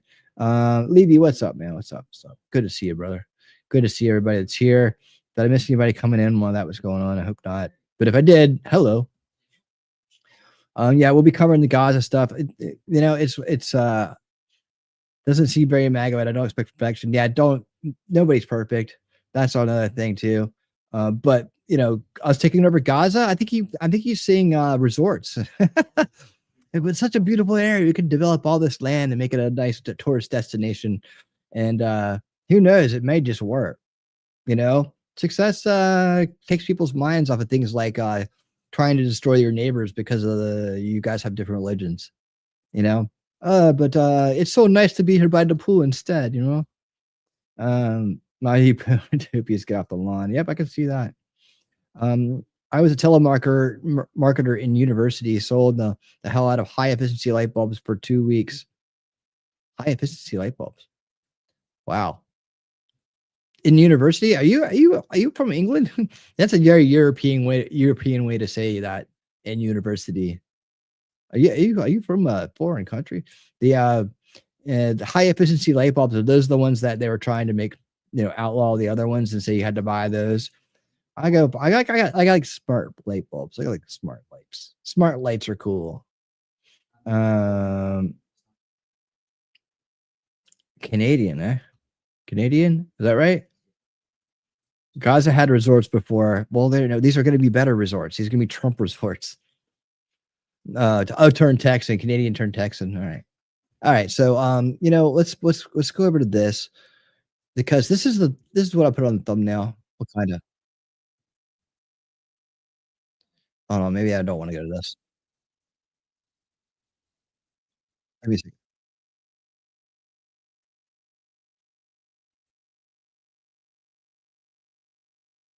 I just wanted this part. I'm just going to play part of this. Did you guys hear all that? No, maybe at the stage. All right. Speaking of Fox News. Here now, Senator Kennedy, Louisiana. Congratulations, Super Bowl. All eyes on New Orleans and your great state, sir. Congratulations. Thank you, Sean. Please just let me say first, Sean, that it's kind of cool having the president again. Let me try to put all this in context for you. I like omelets. I mean, I really like omelets. I could eat an omelet at every meal. I like omelets better than sex. Not really, but you get the point. I like omelets. You can't make an omelet without breaking some I'd eggs. eat an omelet while I'm having sex, and I'd be in heaven. Now, President Trump ran for office saying, I'm going to review every single penny in the federal budget. Now, how are you going to review the spending in the federal budget without reviewing the spending? And that's what Mr. Musk is doing. Now, many of my Democratic colleagues and some of the bought and paid for ones.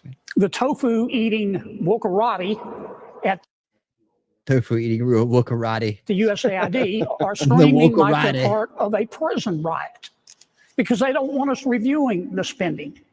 But that's all Mr. Musk is doing, and he's finding some pretty interesting stuff. To my friends who are upset, I would say with respect, call somebody who cares. They better get used to this. It's USAID today. It's going to be Department of Education tomorrow.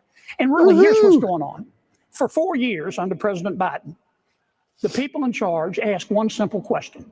Who needs to pay more in taxes? Who's in charge? Who needs to pay more in taxes? Well, that's not the question that the Republicans and President Trump are going to ask. Our question is, what the hell happened to the money? And that's where's the money? You know the rest. All that's going on. $520 million for consultant-driven ESG investments in Africa, $45 million to DEI scholarships in Burma.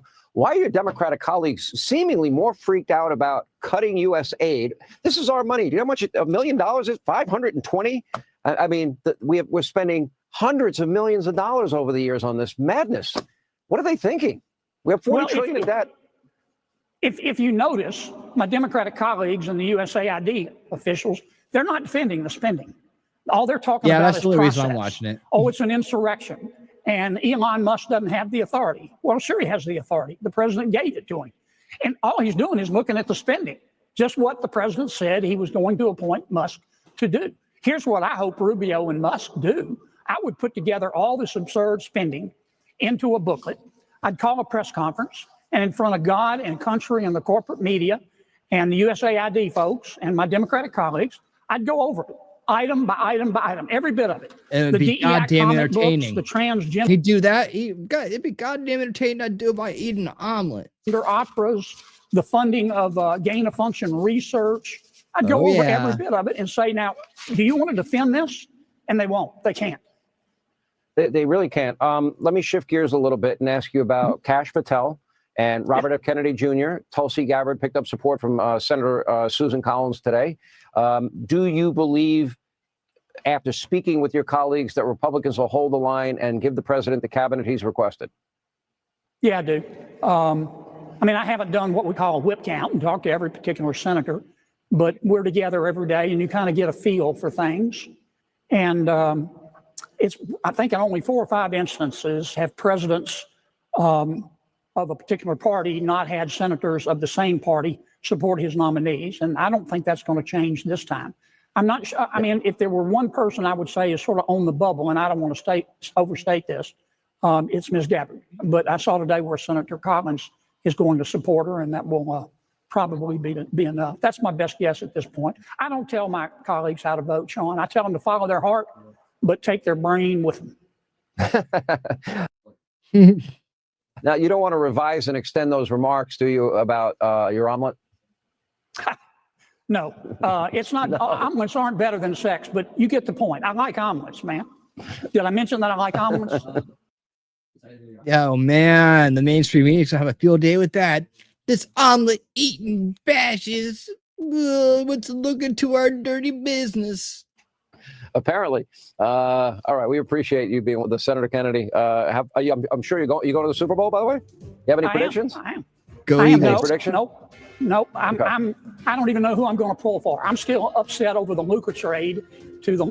Look at that, man. He's still a good politician too, right? He's not going to try to bring any ill will on.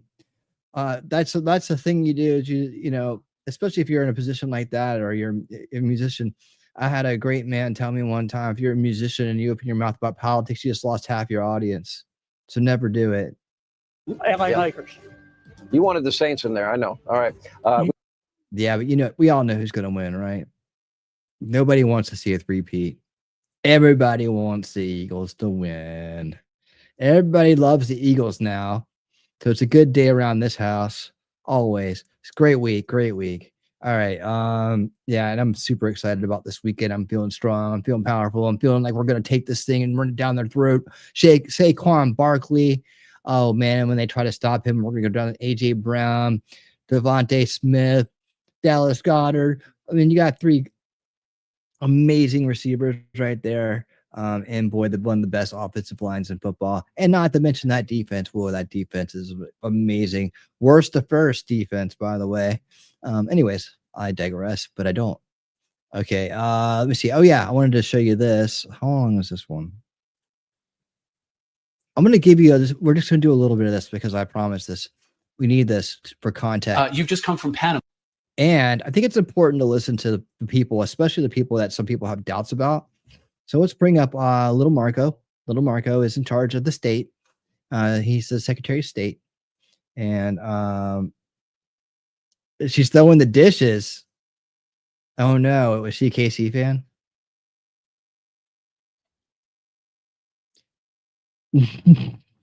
See, that's why you're not supposed to bring that shit up if you're on stage, right? That's why you're not supposed to bring it up if you're on stage. But hell, I'm already one-sided on this show anyways, man. I'm against the corrupt establishment. So I already showed my hand. I already cut off 50% of the audience a long time ago. So okay. Tell her go, Cal. Oh gosh, you guys got problems there. You need to get rid of Jerry Jones. That's what you need to do. Then you guys might be all right. But until then, I'll enjoy the rivalry. You guys watch Mark Holmes? Mark Holmes, I watch Philly 500, and those two are always going at each other over the Dallas Philly rivalry. Such a good one. All right, enough football talk. Let's get back to business. Yeah. What do you think? It's Saturday night or something? All right. Panama, and you said that your meetings in Panama went well. After them, President Trump said that we're going to take the canal back, or something very powerful is going to happen. What's going to happen? Well, I hope nothing's going to happen, and it shouldn't, because look, the president's point is we gave the canal in a treaty to Panama. We didn't give it to China. You come back 20 years later and you go to the... I think it's a good idea to have a Vulcan in charge of the Secretary of State. I mean, they're logical, right? And they don't get wrapped up in emotion and stuff like that. I think it's a good, safe call. Canal, and on the entry points of both sides of the canal is a Chinese-linked company. In fact, when I was visiting there yesterday, the ship behind me, just over my shoulder, was a Hong Kong shipping vessel. And so their presence, not just in the canal, but in Panama writ large, is very disturbing. So ridding their presence could solve this whole problem? Well, we didn't give the canal to China. I mean, it's a violation of the treaty. What I told President Molino yesterday was that President Trump's made a preliminary determination that that there's a violation of the treaty. You're in violation of the treaty because a sovereign other country, a third country, has effective control over the canal area. And this, absent serious measures, we're going to have to preserve our rights under the treaty. Mm-hmm. Now, obviously, there are a lot of options in that regard, and I think people speculate things, but I don't think we'll ever get to that point, and shouldn't get to that point. So we had a very frank conversation. Since then, they've taken some steps. They announced that they're going to get out of the Belt and Road Initiative. We'd like to see more. We hope to see more in the days to come. The government doesn't control the canal. It's run by an independent agency, the Canal Zone. So they have to go through some legal steps. Welcome to the Canal Zone. But my hope ultimately is that we can get back to a point where that canal is what it was meant to be, which is a place where the United States and Panama are working in partnership. It's free it's open for everyone, and that no foreign power through their companies or any other means has the ability to use it against us in a time of conflict and impede travel through it, because it would be devastating. Could easily get resolved without the United States taking direct operational control of the canal. Yeah, there's a lot of options, and I'm not going to preclude any options about what the final outcome looks like. Yeah, let's just take it. Basically, I want the canal. I want Greenland. I want the Gaza Strip. As long as it doesn't cost, as long as we can make money and save lives, I'm all for it. Right. We cannot continue to have the Chinese and through their companies exercising effective control of the canal area. And that needs to happen. I was pretty clear. And I hope that we'll see additional steps in the days to come to reaffirm that. Mm-hmm. So you're now the head of USAID. The head of Doge, Elon Musk, called USAID a criminal organization and added that it is time for it to die. Do you agree with that? Let me walk you through the history of this agency, because I've dealt with it for 14 years in the United States Senate. Yeah, he's been dealing with this thing for 14 years. So check this out. It was created as a way of doing humanitarian assistance in the world, separate from the State Department at the time. But it said you have to take policy direction from the Secretary of State, the National Security Council, the White House, and all elements of government. They have basically evolved into an agency that believes that they're not even a U.S. government agency, that they are a global charity, that they take taxpayer money and they spend it as a global charity, irrespective of whether it is in the national interest or not. Global charity for who? One of the most common complaints you will get if you go to embassies around the world from State Department officials and ambassadors and the like is USAID is not only not cooperative, they undermine the work that we're doing in that country. They are supporting programs that upset the host government for whom we're trying to work with on a broader scale and so forth. So they're He's being really nice about this, don't you think? completely unresponsive. They just don't consider that they work for the U.S. They just think they're a global entity and that their master is the I global. wonder why they're in cahoots with people like Soros and they're funneling money to the neocons, and they're funneling money to keep Afghani heroin flowing. Come on, man. And not the United States. And that's not what the statute says, and that's not sustainable. President put a pause on all foreign aid. We found a lot of cooperation in the State Department, and we have issued dozens and dozens of waivers. As we go through all the foreign aid programs in the Department of State, the ones that make sense, we issue a waiver, they go back on. We've already done it for dozens of programs. And you'll be issuing more waivers soon? And we'll be doing so. For example, we did it today for some of the counter migrant flights that are going out of Panama. It's in our national interest to help them deport people that are headed towards the United States back to their home countries. And we'll issue some here today in El Salvador because they do a lot of cooperation with us on stopping drugs and stopping migration and so forth. So we're going through it at the State Department portion of foreign aid. We find cooperation. State Department people have been great, and we're issuing waivers and we're getting input and it's working. We go to USAID, which is a big chunk of foreign aid, $40 billion or so.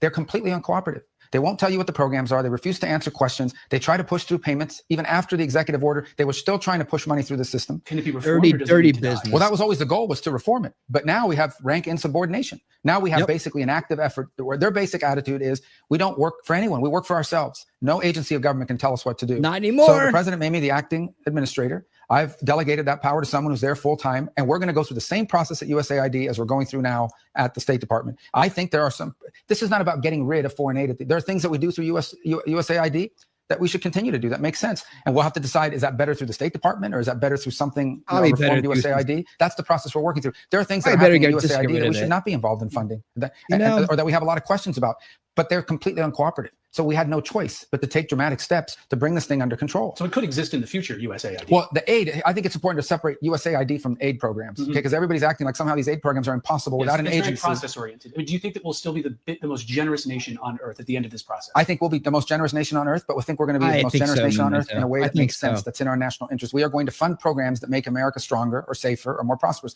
We're going to pay for things that make sense for the United States. The United States government is not a charity. It is not a global charity. There are a lot of global charities.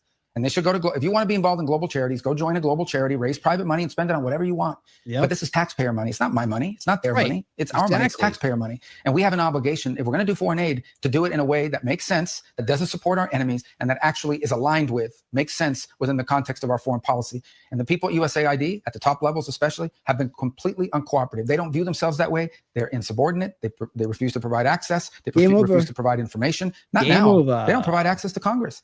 Go to members of the Senate who have tried to get answers from USAID, and they tell them, we're not going to tell you anything. We don't work for you. We don't work for state. We don't work for the president. We don't even work for America. We work for ourselves. That's not going to continue. Do you get the sense that during this pause, or are you concerned during this aid pause, that China could come in and fill the vacuum with their influence operations? No. I mean, first of all, they don't do that now. If they did, they'd be out there competing with us in these places. But my point is this, even if they did that, why would we fund things that are against our national interest or don't further our national interest, whether China's there or not? If China wants to waste their money on something that's against their national interest, go ahead and do it. We're not going to do it. It makes no sense for us to be involved in things that undermine what is important to America or that don't further what is important to America. And irrespective of what China decides to do, this is taxpayer money. We shouldn't be spending it on programs that have nothing to do with the United States and nothing to do with making America stronger, safer, and more prosperous. We have a foreign policy, and everything we do, including spending money, has to be aligned with that, has to further our national interests. Moving on to some of the tariffs now. You're heading up negotiations with Mexico. The president just announced that now. Do these tariffs, especially those against Canada, fundamentally change the relationship that the United States has with our most immediate neighbors? I think we're good there. I think that's not up to date. So, yeah. So for the, we got an idea what that is. Let's see, when did this come out? 13 hours ago. Let me just listen to it for a second. Let's listen to it for a second. So Let's see what he Well, says. it changes our economic relationship. The president's point is that trade with Canada is very unfair. You know, that he'll tell you, and he said it repeatedly, U.S. banks can't operate there. There's all kinds of industries that they protect against What? and do not allow to You enter don't the want our country. banks So there? he views this trade imbalance and says it's unfair and needs to be reset. He also argues they have been less than cooperative on fentanyl and on the inflow of fentanyl. The Canadians will tell It's you because that drugs are legal there. They have fentanyl on the street. more fentanyl goes that way than the other way. But increasingly, there was in October of last year, they found a big fentanyl lab inside of Canada, and he doesn't feel like we're getting enough cooperation, and so that's why he's imposed those tariffs. In the case of Mexico, the president's point is much of the northern region of Mexico, sadly, and an indirect threat to the Mexican government, is controlled by cartels, and so they've announced they're going to deploy 10,000 National Guard troops, Mexican National Guard troops, to their border, their northern border. And the president's decided to delay tariffs. See, start to clean up your mess, Mexico. You got to clean it up, man. The problem is they got so big because you guys didn't do anything about it. You got corrupted from the inside. You let it happen. You didn't ask for help, and that's the way things are. So here comes America to come help you out, right? We're gonna back you up. And we're gonna help you clean up your mess. All right. So to clean it up, keep it cleaned up, and let's never let it happen again. All right. Good way of doing business, a new world order. Well, I think the president's point is America's been taken advantage of for far too long. And I think that's true across the board. That's been true on foreign aid. We have countries and places that we pour a bunch of money into, and then they vote against us at the UN every time. They support all of our enemies. And you start asking yourself, why do we keep putting money into this? Our embassies say it. And the USAID says, we don't care. We're going to keep doing it anyways. In other cases, when it comes to trade, there are countries around the world where their companies can do whatever they want in America. They can do anything they want in America, but we can't do it over there. So there's this process called reciprocity, equal. Whatever you charge us, we get to charge you. Whatever you allow us to do, you're allowed to do. Whatever you block, we're going to block. I think the president's a big believer in reciprocity and evenness and fairness.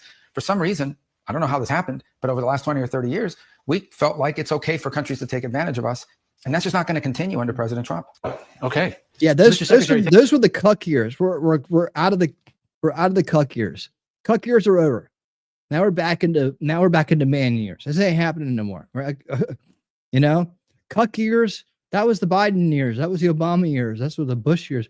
When everybody was all cucked over and crying in the corner, watching everything that they love get screwed over by somebody else. Yeah, just crying and crying and crying.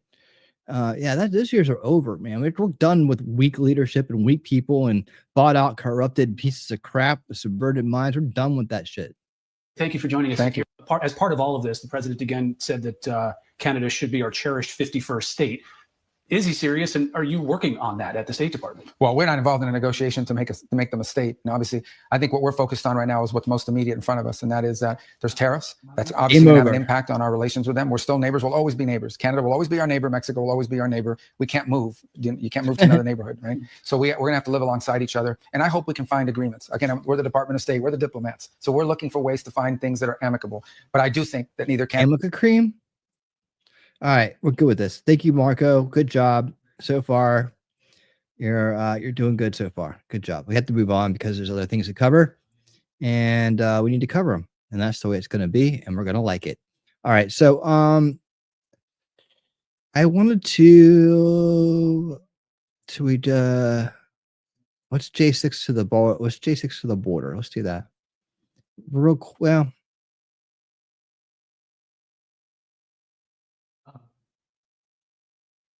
Okay, let's go to the border and then we'll see what we got left. Okay, we got that. Cool. I think we've covered the USAID thoroughly, right? We're good with that. So let's go down to the border and see how things are going.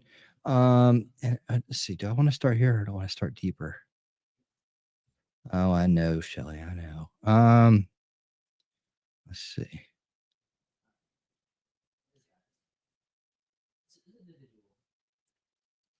There's Hegseth. There's another one. I've added so many things here. I can't remember where that awesome one was at. Hold on. Oh man, there's another OMG out too. DHS official says we don't let them get in our way. DHS official admits department will defy Secretary Kristi Noem. Let's do that one real quick as a intermediary. Well, hold on. Yeah, because I got like 2 or 3 for the border and one for the J6 thing, which is really fast. So give me a second here to See if this is the one I'm looking for. I think I already did this one. Yeah, I did. Okay. That's what I was confusing me. I was like, I already did that one. All right. There we go. I know I'm just organizing here in real time. But let's go check out James O'Keefe, man. We always love this stuff. Oh man, look at this slime ball on a date trying to butter up the lady, hoping he's gonna get some by being a big old tough guy establishment cuck. It's Brandon Wright, y'all. Brandon Wright, Platform Services Manager for the Department of Homeland Security and Information Network. Oh, Jesus. This is the guy that oversees things but doesn't know how they work and basically tells other people how to, just make sure they're doing their job. Judge Maddie, how's it going? Platform Manager, huh? Platform Services Manager. Is there just one? How many platforms are you servicing as a manager? Yeah, this sounds like a job for someone like Brandon here. Let's see how he does here.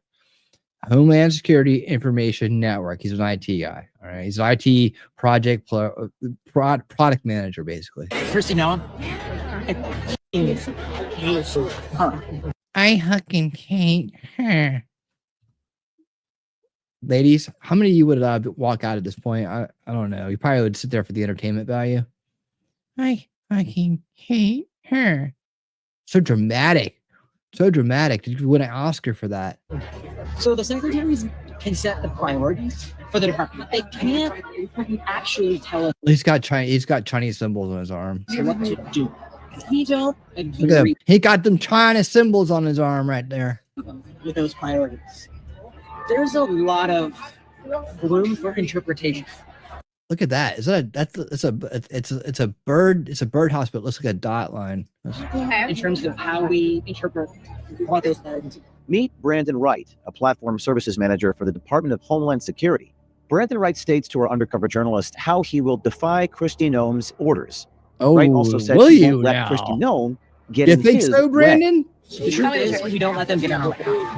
Okay, You're hearing like the real from like we don't let them get in our way. Oh, you're such a tough guy. You're such a tough guy as you sat there, and I'm doing this in the intro. That's actually, I would argue, I'm not even No, saying that. because you're going to hear him say it again because this is O'Keefe. He like replays the same shit. So, yeah. That's my job. You know how a septic tank works? So like catches all the and like filters like rocks and then sand and everything. There's a lot of layers like that. And by the time the actual marching orders get to like me and below, we can go. Me and below. Oh yes, you're a big platform services manager. You're a tough guy, middle manager. He's in the middle. He's like in a way that steadies the ship. The official DHS you are discloses so key to everything that's right in the world, Brandon. how GS-14s and GS-15s at the DHS will defy Noem's orders and how they will disregard her agenda. I feel really, really bad for all the 15s because they have to deal with crazy shit. And it's not easy because, like I said, when it's like the crazy person doesn't try to steer, they have to like work really hard to like steer. A lot of that kissing. I'd be like, oh, what a great idea, Secretary Noem. Well, but what if we did this? I think your idea would be even better if we did it like this. The DHS official tells our OMG undercover journalist that DHS could fall on Kristi Noem's head and she wouldn't recognize what it is. She doesn't know her actual. The Department of Homeland Security could fall on her head and she wouldn't recognize what it is. Kristi Noem doesn't know shit. Dating the Meet deep Brandon state. Wright, a platform I love services it. manager for the Department of Homeland Security. Excuse me. I'm going to go ahead and just preemptively say this. Former. Brandon is a civil servant and a GS-14 employee. Brandon has been employed at DHS for the first Trump term, the Biden administration, and now the second Trump administration. Oh, GS boy. means general schedule and is a federal pay scale that has 15 grades. GS-13 to GS-15 are mainly top-level technical and supervisory positions. So my title is I'm the platform. It's not James Bond, but it's platform services manager, which is way less sexy. I'm a full-time civil servant, but I don't work for the State Department. I work for Homeland Security. I served during Trump's first 4 years. I work for what's called HSIN, the Homeland Security Information Network. Okay. We're like Google tools for Homeland Security law enforcement. My role is, I don't know what you know about IT, but I'm in product management. Most days my job feels What'd I say? What I say? Really Product fucking boring. manager. Like, just sit on some meetings and like look at spreadsheets and PowerPoint decks and talking You meetings. just basically present over and over again, put out deliverables, sign off as a stakeholder and shit. Yeah, we all know what you do. Fortunately, my bubble is far enough away that I don't get thrown into that too much. People, 'cause I don't know. So you're not there's really 52 that important, huh? Oh, attraction led. She's like, oh, I thought you were more important than that. levels in government service. So like the 15 is the highest. It's called GS. You'll hear people in DC, you'll hear people talking about it all the time. GS stands for general schedule. Well, you get one drink in this guy, and he's just a fountain of information to me. But that's like the level you are in government. So I'm 14. Oh wow. The 15s are the people that like are at the White House doing stuff like. So like I report to those people. Like I only rarely will I like go to. As a SME, as a subject matter expert on information technology platforms, your product, right? And you're doing that on behalf of the people who actually know how it works and actually do all the work on it, right? That you basically do management work for. Right, you're not doing anything, and then you talk the jargon. So this guy gets in there, he listens to someone who's smart, he picks up the keywords, and he goes and regurgitates it to the higher ups. Right, so he's like the guy in Office Space. What do you actually do? I take the report from this person and I give it to this person. Well, what do you actually do? Well, I'm a people person. Damn it, that's this guy. Right, sometimes, but like rare because they're the 15s are the highest level. They're the ones who interact with all the appointees. Yeah, I'm the one who makes all the reports and does all the work for the 15s. Okay. And then like gives them, and so like, and I mean sometimes I do meet with the White House administration people too. He works in the Lollipop Guild. So at some point, I would like to that would be promotion. I would like to get promoted at some point, which would be great. But like, But you for won't get now. it. You're not going to get If it. Harris had won, I would have been like stepping on the gas. to get Spoiler promoted. warning. Brandon Wright Doesn't met get with the our promotion. OMG undercover journalist last week to vent his hatred about Trump appointed DHS Secretary Kristi Noem. So I was looking up because I remember that you worked at DHS. So I was trying to do some homework. Yep. And I looked up who was coming in, like Oh, research. Trump was putting in I was charge. doxing you. Kristi Noem. Criminal background history. When You want to know what my favorite thing about Secretary Mayorkas, the last one was? He gave us a ton of bonus vacation. No way. Kristi Noem. his favorite thing about Mayorkas was all the vacation time he got, all of the free money he got for doing nothing because he got vacation time instead of working for our country's best interests and doing the very best job possible on his DHS platform gig, his product management gig, right? Like most product managers, slack as fuck, and just looking forward to that vacation time. So the country can go to hell. Who cares about that? As long as he gets his vacation time, that's what he cares about. No. You don't think so? No, she's gonna be like, you. Because that's the thing. Trump is picking people that he hates. That's what he wants. He wants people. He wants conflict. After He wants competency. experiencing 4 years of a volatile economy, America He wants competency, and that's what you're not. As you're sitting there, dreaming about your vacation time, that corrupt Mayorkas, who was probably one of the worst people to serve as DHS and DHS, helped create the border crisis, is promising you your vacation time, dreaming of it. There you go. and continues to make sure the new administration is successful. Based on my experience and client testimonials, the team at Fisher Capital consists of some of the most that caring- guy was in based that on guy my right there was experience in and client testimonial, Atlanta, Senator, and not this guy right continues here. to make sure This that guy, yeah, it was the same dude. Okay, yeah, he was. I listened to him speak at the what was it? Was it Atlanta? What was it? Alpharetta rally we went to. I think it was Alpharetta. and Kristi Noem doesn't know shit.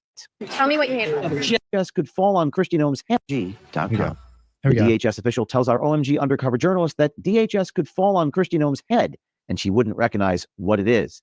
He also stated that Kristi Noem, quote, Really? doesn't know her ass. I and can't wait to Kristi see her Noem reaction to doesn't that. know shit. Tell me what you hate about it. She doesn't know her answer. The Department of Homeland Security could fall on her head and she wouldn't recognize what it is. Kristi Noem doesn't know shit. So to say that like I am not excited about this would be the most epic understatement. Okay, but when you have somebody that's crazy, like the I'm job glad that you you were able have to is so recognize that about her by researching her. You get that's a green flag from her. Oh yeah, go you check out. He's all into you now. So now you got a green flag like you didn't already just by showing up. We asked Brandon Wright on the undercover meeting what he is going to do when Kristi Noem is the boss. Wright told us that, quote, the secretaries can set the priorities for the department, but they can't actually tell us what to do. Wright also said he won't let Kristi Noem get in his way. So the secretaries. I would love it if James O'Keefe came over, like posing as a host, just asking if everything was okay, just to see if he can get detected. I mean, I wonder if he'll get that bold at some point. He's probably sitting right across from them, you know. Can set the priorities for the department. And she's the secretary. You saw the camera angle, Okay. right? But they can't. That's her. That's her camera. Tell us. Behind you is James. So do you want to know the That's James O'Keefe's camera right there. So he's somewhere. Remember when I told you, like on the call, I was like, the people who are truly in charge are the permanent civil servants. Right. The people who are truly in charge are the permanent civil servants, aka the deep state. And the deep state is made up of useful idiots like this guy, which makes it even more infuriating, doesn't it? Doesn't it make it more infuriating? Know that idiots like that are the problem, right? You think it's some big sinister group of Illuminati lizard people, you know, with devious plans, drinking blood in the moonlight, and it's this guy. Mr. I'm dreaming of my extra vacation time, pencil dick, you know. The truth is, we don't let them get. I know it's like, give me my conspiratainment, damn it. It's more interesting and it doesn't make me as furious, you know. At least if we were being run over by organized Illuminati lizard people, drinking blood in the moonlight, it would be more, you know, a more dangerous, sinister situation. Nope, you got Cheeseball over here and his dickweed friends that are just useful idiots for a bunch of corrupt individual elitists. There you go. Get out. Okay, You're hearing like the real from like, we don't let them get in our room. Brandon Wright, the official at DHS, discloses how GS-14s Okay, and okay, GS-15s okay. at the DHS will defy Good. Noem's orders and how they What do will I know? disregard her agenda, saying there's a lot of room for interpretation. I feel really, Talking about really me? bad on the 15s because they I have have to to deal go to the bathroom real quick. with crazy shit. And it's not easy because, like I said, when it's like the crazy person of the choice here, they have to like work really hard. To, like steer. Laughing. A lot of advocacy and be like, oh, what a great idea, Secretary Noem. Well, but what if we did this? I think your idea would be even better if we did it like this. And I hate people like this. Always obstructing, always trying to take over the situation. This is why shit doesn't get done quickly in business, man. People, they should just they should just do away with the product manager position. It's the they should just do away with it. It's the most useless. AI will replace product managers, but that'd be fine. Like literally everything they do can be done by AI. like what they're proposing is the better idea. Yeah.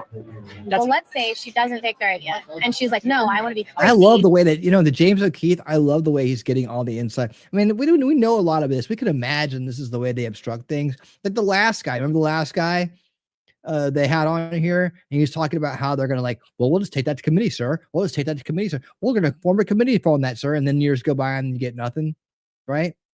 This guy is like, well, we can just hijack the idea and say, that's great, but if we do it this way, it'll be even better. And she won't know because you're gonna throw a bunch of technical jargon at her that she doesn't understand, that you don't understand either, and you're not gonna do anything with that.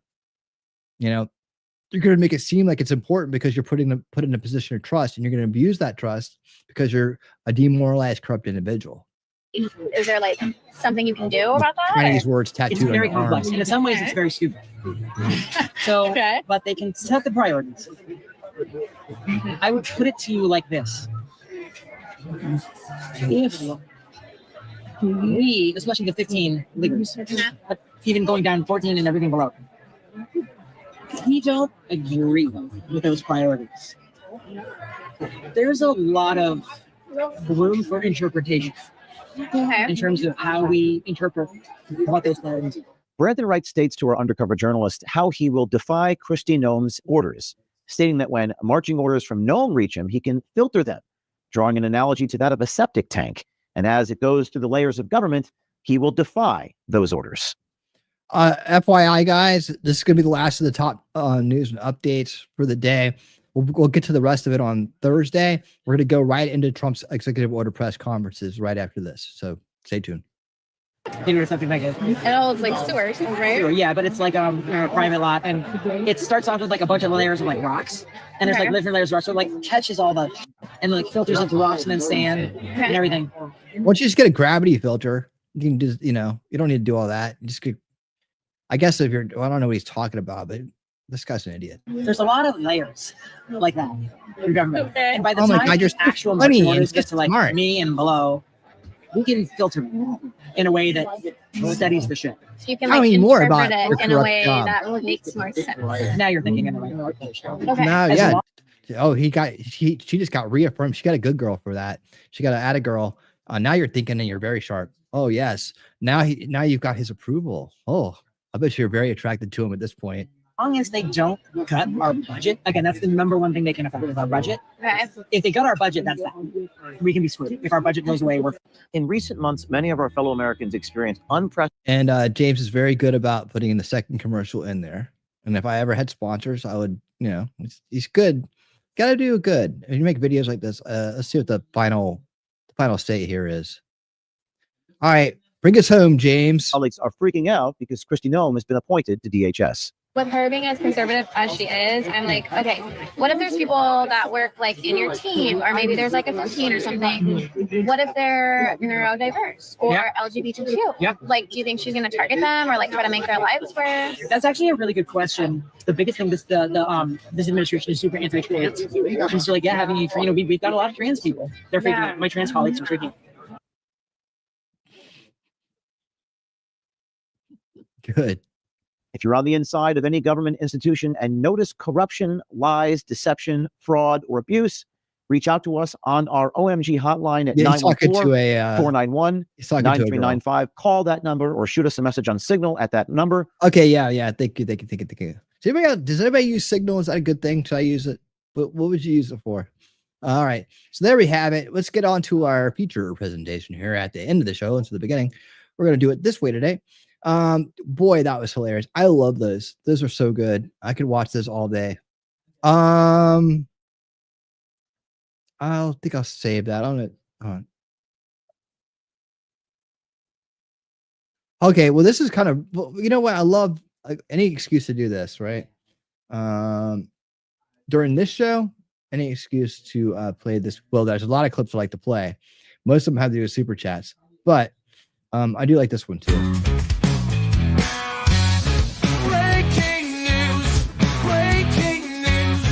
Everybody loves breaking news.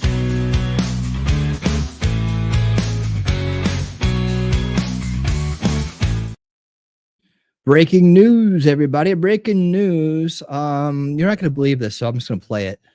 Fox News alert. The Wall Street Journal is reporting the CIA has reportedly just offered a buyout to its entire workforce. Everyone in the agencies telling employees late today they can quit their jobs and receive about 8 months of pay and benefits. It's a part of Trump's push to downsize the federal government. More as we get it. Fox News alert. The Wall Street. That's it. All right, I quit. Send me my money. Oh man, I wish. I think I sneak. I mean, maybe they wouldn't even know. Maybe they wouldn't know.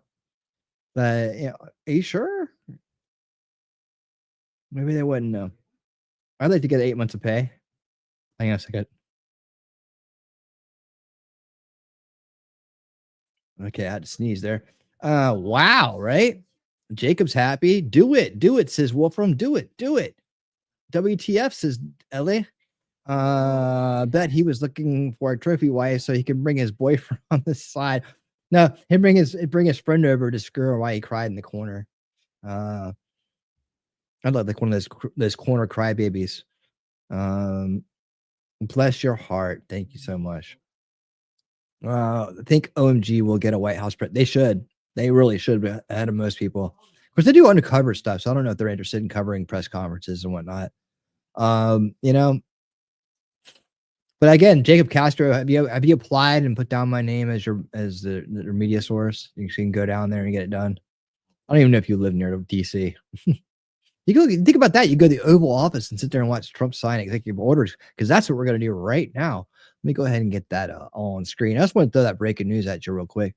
And let me make sure I got this in the right order. 1 day ago, 3 hours ago. Let's do it like this for tonight, and then I'll fix it later. All right. And then he also had a press conference with Netanyahu, Nittins. That's like a cat name. Nittins Yahoo. All right. Nittins Yahoo, come on in here. All right. I know how to say it. Let's see.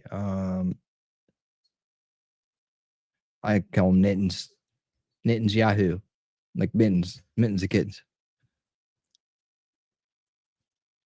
Okay, all sexy talk. Here we go. All right, guys. Hold on. What the hell? Sorry, I did that wrong. Evidently, somehow I did that wrong. Oh, there we go. Okay, I don't this weird thing come down from the top. Let's roll. We got to get going here. President Trump at winning speed, signing executive orders and taking questions. The most transparent president in American history is on display here for you guys. Let's do this thing. Very exciting news today. We have numerous fronts are being covered. Before we do that, Will give me certain proclamations. We'll sign them, and you'll hear a little bit about them. Will, please. Yes, sir. First, we have for your signature 5 official designations of special envoys. The first is Mr. Steve Witkoff, who's actually in the room to be your Middle East envoy.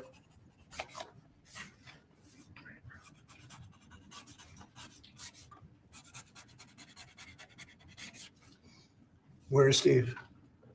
Oh, Steve Witkoff, everybody. Done a great job in the Middle East. Really great. But we'll see how it all turns out. It's complex, but I think he's going to do very well. Next, we have Mauricio Claver Carone to be your special envoy to Latin America, sir. Okay. Good man. Special envoy stuff going on here, y'all. Oh, special envoy. Okay. Thank you, sir. Next, we have retired General Keith Kellogg to be your special envoy on Russian-Ukraine issues. We've made a lot of progress on Russia, Ukraine. We'll see what happens, but a lot of progress has been made. We got to stop that ridiculous war. Thomas, Mexico is not a continent. Okay. Thank you, sir. Next, America. we have That's right. designation of Rick Grinnell, to be your envoy for special missions. I sent him to California to turn on the water. We turned it on. It That's was not right. easy It's be because the we had to go Gulf through a of lot of North environmentalists North that are causing America. a lot of problems. Gulf of And we had America. That's right. billions of You got it gallons right. of water.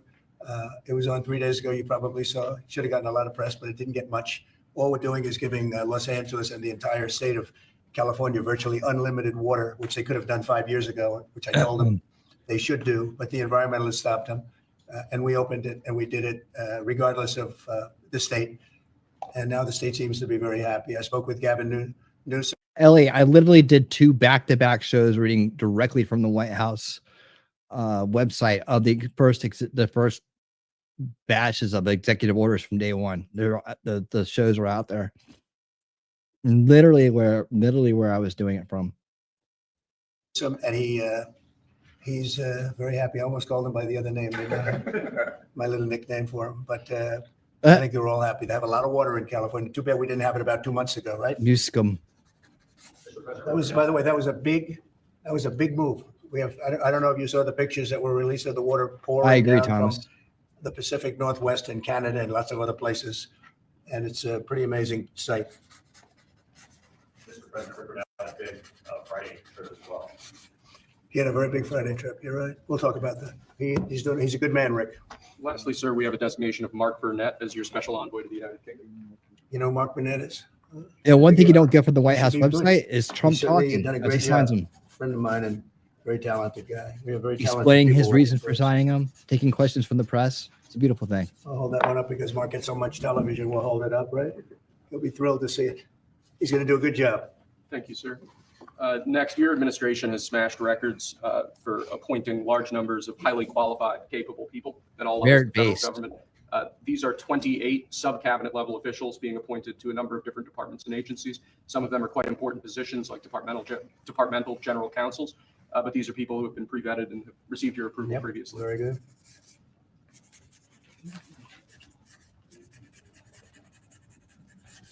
Okay. Thank you, sir. Next, this is an executive order. This charges your Secretary of the Treasury, Scott Bessent, and your Secretary of Commerce, Howard Lutnick, to begin a process that will hopefully result in the creation of an American sovereign wealth fund. It's a very exciting event. We're going to have a sovereign wealth fund, which we've never had. We have a lot of things that create wealth, and you're seeing that over the last 2 weeks. I think we've created more wealth.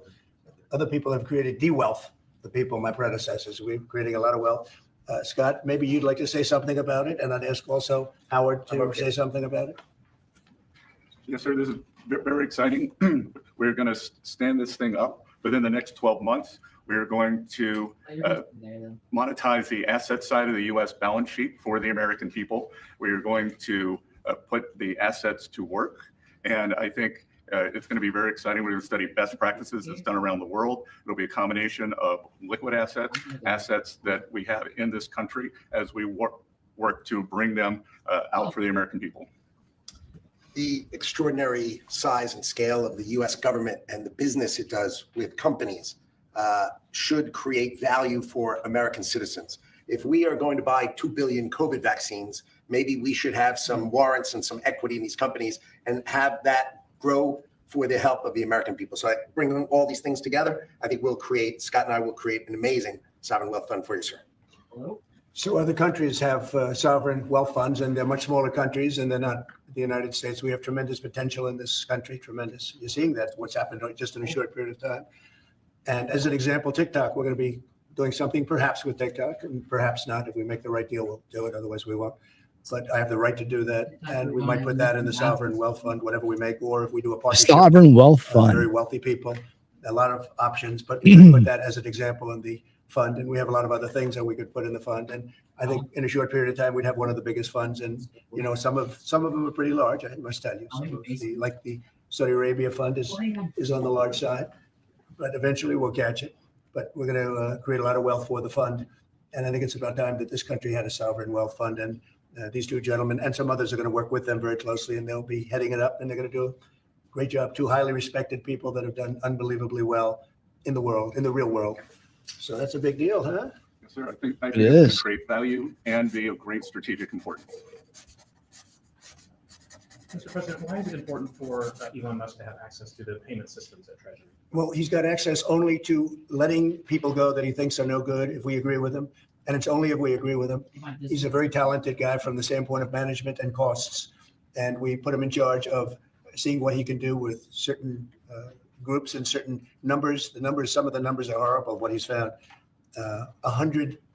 Think of it, $100 million on condoms to Hamas, and many other things that are frankly even more ridiculous. $100 million in condoms? What is, to a Muslim nation? To Hamas? Really? They can't buy their own? And they're finding tremendous waste, really waste. Like they use them more than anyways. Anything else I think you could say. Probably fraud and abuse can be added to it. The more standard waste, fraud and abuse. But Yeah, they're they're all finding putting on tremendous condoms amounts for the of, gang rape. Really bad things, bad spending. You've been writing about some of it, frankly, and some of the things that they've been doing is just terrible. Elon can't do and won't do anything without our approval, and we'll give him the approval where appropriate. Where not appropriate, we won't. But he reports in, and it's something that he feels very strongly about, and I'm impressed because he's running obviously a big company. It has nothing to do if there's a conflict that we won't let him get near it.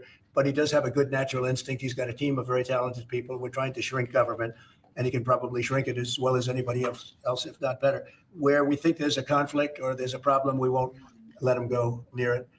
But he has some very good ideas, and we have a lot of very other talented people also. We're bringing in the most talented people in the world. By the way, we just unrelated, but we have two of the most talented people in the world, the legendary Rupert Murdoch and Larry Ellison. So they are two legends in business, publishing, and probably every other. Rupert is Larry pretty much in a class by himself, right? I mean, you may have a couple of bucks more. I don't know, but Rupert is in a class by himself. He's an amazing guy, and Larry is Larry. Larry's one of the most serious players anywhere in the world. So it's an honor to have you. This has nothing to do with you people, but they're here, and I thought it would be appropriate. I'm sure you didn't recognize them. They're all going crazy. They say, "What are they doing here?" Mr. President, on the tariffs, is there any chance that Canada or China could also get out of the tariffs after you struck a deal with Mexico? Well, nobody's out with Mexico. We had a great talk with Mexico, and we had President Sheinbaum is a woman. I like her very much. We've had good relationships, but we have to stop fentanyl from coming in, whether I like somebody or not, and we have to stop the illegal aliens from coming in. I think we've lost 200,000 people on average a year for many years, much higher than the 100,000. Could be even closer to 300,000.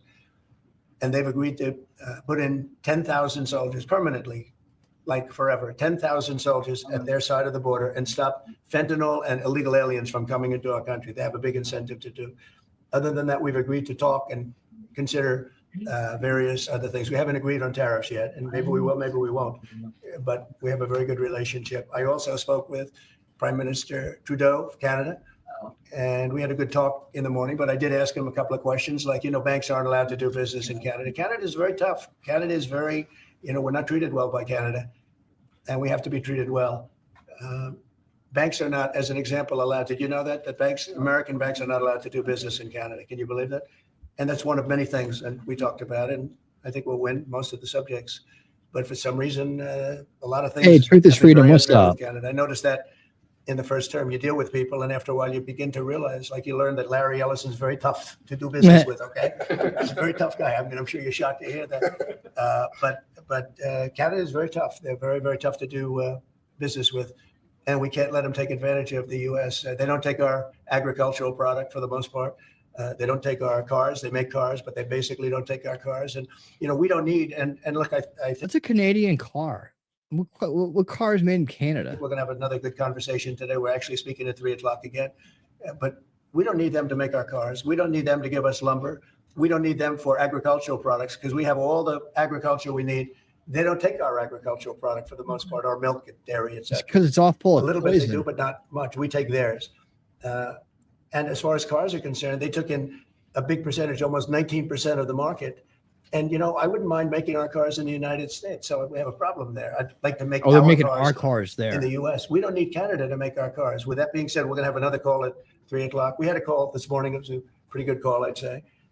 So the call with Mexico went very well in the sense that they're very strong now on the border. They're going to put soldiers there. So actually, they're best military soldiers. And they're going to be at the border, 10,000. That's a lot of soldiers. And they want to protect it also. They don't want people running through Mexico, coming through Mexico to come into our country. So they're going to do that. And then we'll talk about other things over the next 30 days, we're going to have Scott, Howard, and Marco Rubio, Secretary of State, lead the delegation. And we're going to have a big negotiation with Mexico. I'll be involved too, and President Sheinbaum will be involved to see whether or not we can work something out on the tariffs. What about China? Okay. China will be speaking to China probably over the next 24 hours. We don't want fentanyl coming into our country. Now, we had another big thing. Speaking of China, China's involved with the Panama Canal. They won't be for long, and that's the way it has to be. Marco just got back, as you know. He's in the process of coming back. I guess he's almost back by now. And he had a very long conversation with the leader of Panama, the respected man, and some others, the entire leadership group. And we're trying to work a deal with the Panama Canal. The Panama Canal was given foolishly years ago it shouldn't have been happened, years ago to Panama, like Jimmy Carter and the group. Panama. We lost 38,000 people building the Panama Canal, like one of the great wonders of the world. It's the biggest job we've ever built, the biggest project we've ever built in this country, dollar-wise and every other way. 38,000 people died, Americans, all men, just about, laborers and construction people. They went to Panama. The mosquito got them. Between mosquito and snakes, we lost 38,000 people. It was the most expensive project ever built by the United States. The biggest, most expensive project we ever built 110 years ago. If you bring it up to now, it would have been the equivalent of $2 trillion. The most expensive we ever built. And we gave it away for $1, okay? We gave it away essentially for nothing. And we either want it back or we're going to get something very strong or we're going to take it back. And China will be dealt with. And we didn't give that to China. We gave it to Panama. We shouldn't have given it to Panama. But Panama, as you know, has violated the agreement, totally violated the agreement. So that's in the process right now. But they did have a very good meeting with the head of Panama. In addition to tariffs on China, you say your current thinking about whether China should be forced to pay reparations both for fentanyl deaths and the million COVID No, I deaths? haven't talked about that, but they do have tariffs. Honestly, nobody, the amount of money that was lost and most importantly, the lives lost because of COVID is not something that anybody could ever even imagine. It's probably $60 trillion, and all the countries in the world don't have $60 trillion. The amount of death and the amount of destruction and the amount of money lost is probably $60 trillion. I had it figured by people about 3 months ago. I just said, figure it out. Nobody knows what the real number is, but it's almost an infinite number, the damage done. No, but I have not discussed that. What I have discussed is we'll have some good meetings with China. We have meetings planned, and we'll see what happens. But Thank you for the that was super just chat. an Amazing. opening salvo. I will be If we right can't back make to a deal with celebrate China, that then the you had to tariffs get will be back very, up. very substantial. Okay, I'm going to sign this one. Sir, this is, you've obviously made making America healthy again a key priority of this administration. A key component of that is obviously heart health. This is a ceremonial proclamation declaring the month of February to be National Heart Month. Okay. I hear we're doing very well with nominations. We'll see, but it looks like we're doing very well with nominations. Mr. President, have you been involved with calling senators who had some concerns about Tulsi Gabbard? or Yes. RFK? Yeah, I've gotten great response. And they want to do what's right, and we've had a good response. I think we'll do well. We have great people like this. We have great people coming in. I think I'd like to say the best ever recruited for government. I think we have the finest people ever recruited for Could government. be. It really could be. And you know what? You're starting to see that because we've done more in 2 weeks than Biden's done in 5 years, 6 years. They could be here between him and Obama. You add it up, okay? We've done more in 2 weeks than they've done in 12 years.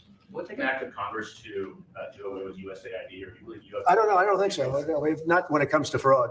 If there's fraud, these people are lunatics. And if it comes to fraud, you wouldn't have an active Congress. And I'm not sure that you would anyway. But we just want to do the right thing. It's something that should have been done a long time ago. It went crazy during the Biden administration. They went totally crazy what they were doing and the money they were giving to people that shouldn't be getting it and to agencies and others that shouldn't be getting it. It was a shame. So they're tremendous fraud. But we'll be doing a report. We'll be giving you that report at the appropriate time. You know, in the first term, though, USAID was something that you liked in some respects. I love the concept of it. Yeah, That's the program. sure. I love the concept, but they turned out to be radical left lunatics. And the concept of it is good, but it's all about the people. Mr. President, you said you also want to impose tariffs on the EU. What kind of tariffs are you thinking about? Well, we have massive deficits with the European Union, massive, like $350 billion, if you can believe it. They don't take our farm product. They don't take our cars. They don't take almost anything, but we take their cars. We have millions of cars coming in, BMW and Mercedes-Benz and Volkswagen and just so many different cars, and we don't do anything about that. And we don't charge them tariffs. They make it impossible to sell cars in the European Union. They make it very difficult, agricultural product. They actually don't take it. And they have a lot of excuses. Some of them are the pesticides and the different chemicals used. And Bobby Kennedy actually is looking at that very, very seriously, because maybe it's not necessary to use all of that. You know, we want to be the healthiest country, and we're not. We spend more money on food than anybody else in terms of its creation, but we're not the healthiest country. So maybe there is something to the fact that we shouldn't be using so much chemical, and maybe that'll stop. But Bobby Kennedy is the one, because he is not a believer in all of the things we have done, and neither are the Europeans. So we'll see what happens. But they use it as an excuse not to buy our product. And I asked a couple of the leaders, I don't want to use names, but how many Chevrolets or Fords do you see in the middle of Munich? And the answer is none, because they don't take any cars. They don't take anything. So the European has abused the United States for years, and they can't do that. And they want to make a deal. Let me tell you, in all cases, they all want to make deals. There's nobody that doesn't want to make deals. They've been abusers, and they want to make deals. So we'll see about that. But we'll have, I think, some very fair. All we want is a fair deal. And, you know, there's a word, reciprocal. I'd go right now, reciprocal tariffs on everybody, because many of the countries that you feel so horrible about the way they're being treated by Trump, you're saying, oh, President Trump is so terrible to them. Well, they charge us tariffs. European Union has a VAT tax, which is through the roof. Okay, it's a similar thing, similar to a tariff. It's a VAT, and they have it, and it's numbers like you wouldn't believe. And Canada, I told you about the banks, and I told you they charge us, and people don't say that. They don't like to say it. Just like they don't like to say that I opened up the water for California. It's a great thing. It's too bad they didn't do it themselves. I had to do it, and it was not easy. We did it a very rough way, and I didn't like to do it a rough way. We shouldn't have to do it a rough way. But a lot of these countries that we're talking about, you know, they're so-called allies, but they don't treat us well. And just like I got $420 billion, and now it's actually over $600 billion. The Secretary General of NATO came in 2 weeks ago, and he said it was a miracle when Trump came in. When President Trump came into NATO, he said it was $636 billion by saying to them, no, you have to pay. And if you don't pay, we're not going to be there for you. Somebody has to say it, and they paid. And it was a large amount of money. And one of the problems we have with the Russia-Ukraine situation is that we want to see some equalization, because we're in for close to $300 billion and they're in for $200 billion less. Why are they in for less? Because Biden never asked them for money. He never said, you got to pay. He never did. All he did is hand out money. So we're talking with them right now, and we're actually working some deals right now. So we have some guarantees and some other things to keep that whole situation to go, really going. Going. We're telling Ukraine they have very valuable rare earth. We want what we put up to go in terms of a guarantee. We want a guarantee. We're handing them money hand over fist. We're giving them equipment. European is not keeping up with us. They should equalize. Look, we have an ocean in between. They don't. It's more important for them than it is for us. But they're way below us in terms of money, and they should be paying at least equal. They should really be paying much more than us, but let's say equal to us. And they're billions and billions of dollars below. So we're looking to do a deal with Ukraine where they're going to secure what we're giving them with their rare earth and other things. The deal you did with Mexico this morning, was that partially related to this morning's reaction and a criticism from Mr. Murdoch's own newspaper? He called it the dumbest trade war on the editorial page on Saturday. I'm going to have to talk to him. I've been right over the Wall Street Journal many times. I will tell you that. I don't agree with him on some things. No, it's not only is it not them. You're going to see. You're going to see. Every single one of those countries is dying to make a deal. You know why? Because they're ripping us off really badly. And the United States has been just being ripped off. And you got a real president again, guys. $36 billion in debt. We have it for a reason, because we make bad deals with a real president. And we don't allow that anymore. So the Wall Street Journal is wrong, because very simply, every single country that you're writing about right now is dying to make a deal, because the deals they have right now are so good and so good for them and so profitable for them. You didn't know that Canada didn't allow our banks. You didn't know all of these different things. And I think in the end, you're going to see that either very, very substantial tariffs are going to be paid by them, or they're going to make some kind of a deal. You better make a deal. Did what? Did you blink this morning? There was no blinking. No, she's a wonderful woman, but she did agree to 10,000 soldiers on the border. I would say that's a lot. Would you say that's pretty good? 10,000 soldiers on the border? Sir, and the 10,000 soldiers are going to keep illegal aliens out. Yep. And they're going to keep them out, seriously out. And otherwise, they're going to have a big penalty. Mexico is going to be penalized. They're not going to come through Mexico anymore. And they're not going to let the fentanyl come in from China. And China hopefully is going to stop sending us fentanyl. And if they're not, the tariffs are going to go substantially higher. Sir, just to clarify what you said about Ukraine earlier, the rare earths, is that something you want them to give the rare earths to the United States? Yeah. Okay. I want to have security of rare earth. We're putting in hundreds of billions of dollars. They have great rare earth, and I want security of the rare earth. And they're willing to do it. Mr. President, on Canada, when you talk to Justin Trudeau again, is there anything he can give you at 3 p.m. when you talk again to also I don't kind know. of pause, I don't know. like you said with I Mexico? don't know. We have big deficits with Canada, like we do with all countries. I mean, I look at some of the deals made, I say, who the hell made these deals? Are so bad. But with Canada, I have a talk with him, and you maybe know or maybe not. We're going to meet again or talk again at 3 o'clock, right after my next meeting, and we'll see what happens. I can't tell you what's going to happen. You mentioned that he could agree to change your mind on the tariff. Well, we can always look. What I'd like to see Canada become our 51st state. We give them protection, military protection. We don't need them to build our cars. I'd rather see Detroit or South Carolina or any one of our Tennessee, any one of our states build the cars. I could do it very easily. We don't need them for the cars. We don't need them for lumber. We don't need them for anything. We don't need them for energy. We have more energy than they do. We don't need them for energy. So I say, why are we doing this? Why are we willing to lose between $100 billion and $200 billion a year? We don't need them. As a state, it's different. As a state, it's much different. And there are no tariffs. So I'd love to see that, but some people say that would be a long shot. If people wanted to play the game right, it would be 100% certain that they'd become a state. But a lot of people don't like to play the game because they don't have a threshold of pain. And there would be some pain, but not a lot. The pain would be really there. So we're going to meet again by phone at 3:00, and we'll let you know. On Israel, President Trump. And we all know how that went. Coming in tomorrow. Yes, you've mentioned in the past. Very well for Israel us. being too small geographically. Would you support annexation of parts of the West Bank by Israel? Well, I'm not going to talk about that. It certainly is a small, it's a small country in terms of land. I think, see this pen, this wonderful pen? My desk is the Middle East. And this pen, the top of the pen, that's Israel. That's not good, right? You know, that's a pretty big difference. I use that as an analogy. It's pretty accurate, actually. It's a pretty small piece of land. And it's amazing that they've been able to do what they've been able to do when you think about it. There's a lot of good, smart brain power, but it is a very small piece of land, no question about it. Mr. President, you said earlier that Elon Musk is doing everything when you're saying this. Is there everything that he has done thus A far? lot of questions about Elon.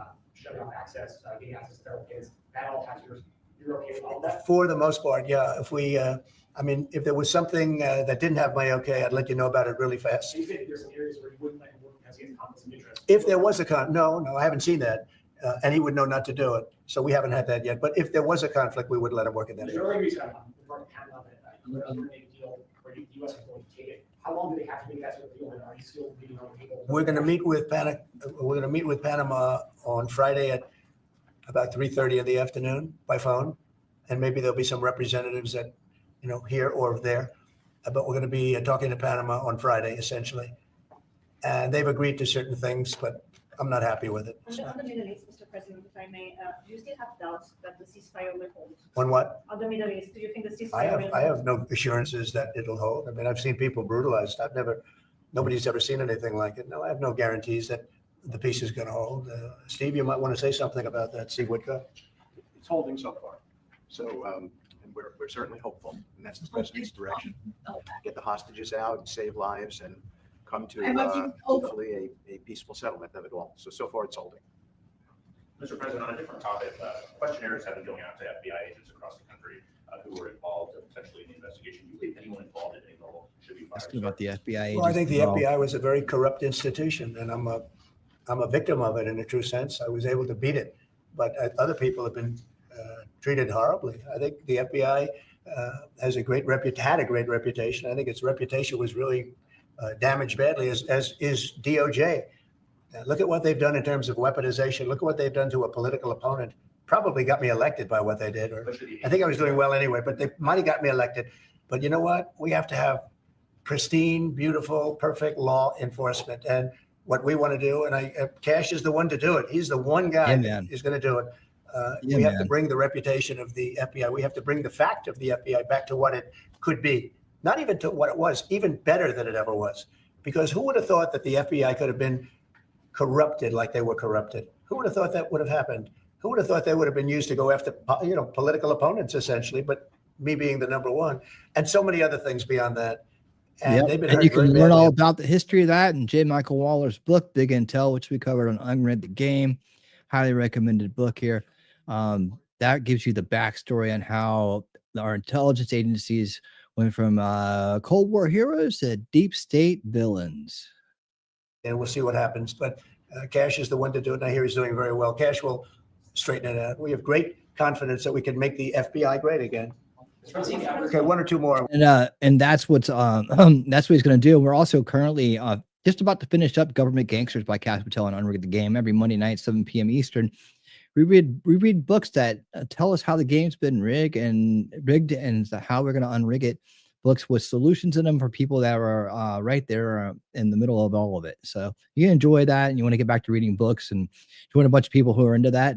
Meet us every Monday night at 7 p.m. Eastern.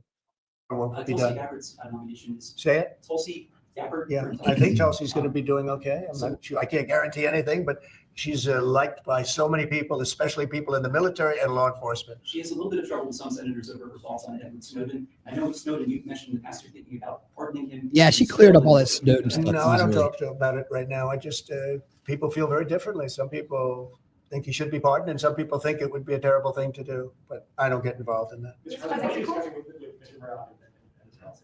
Just respect. I have great respect for Rupert Murdoch. I disagree with him a lot of times with the Wall Street Journal, but that's all right. We've disagreed before, and I'm sure they didn't have any idea what they were talking about because already you see what's happening. Look at Colombia. Look at what happened with that. Everybody said that with Colombia it was going to be a disaster. In 1 hour, everything was settled. You know why? tariffs. Without tariffs, they wouldn't have been the same way. They would not have treated me the way they treated me, which was extremely nicely. And I don't want to use countries, I don't want to use names, but tariffs are very powerful, both economically and in getting everything else you want. Tariffs for us, nobody can compete with us because we're the pot of gold. But if we don't keep winning and keep doing well, we won't be the pot of gold, and then tariffs won't be so good for us.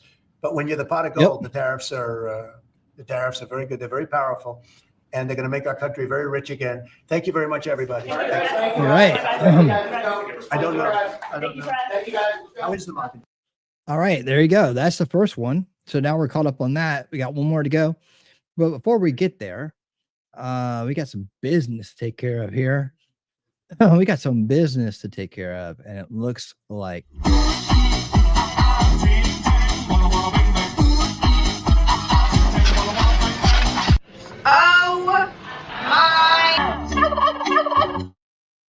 Amazing Disgrace. Thank you for the $10 super chat. I really do appreciate your support.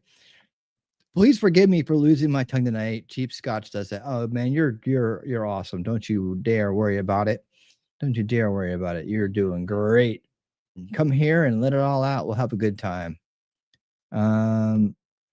Yep, I do. I do have that. We did cover that movie. That was a great movie. I enjoyed it a great deal. We did that when he got the nomination for VP. We went and watched that movie on Old School Watch Party Sundays. It's out there. Someone will help you get there in a second. Let me go ahead and queue up our next watch here.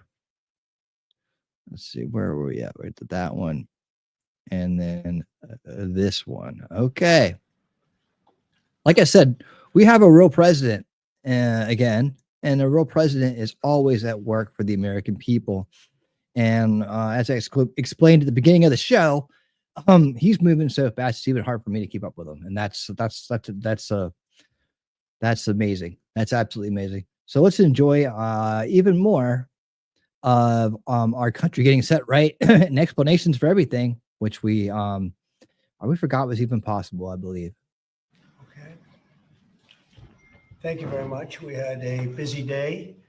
We're dealing with lots of different people and lots of different things.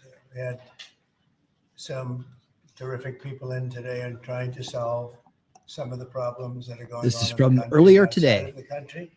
We're doing very well with respect to other countries really behaving on taking the criminals that they sent into our country, and we're getting them out. These are some of the worst people on earth, and they're getting out and they're being accepted back in their countries, as you've heard, without exception. So a lot of people thought that was not going to happen, but it's happening very full. Hold on, you can't hear it? Are you guys having is there a problem? It's very low.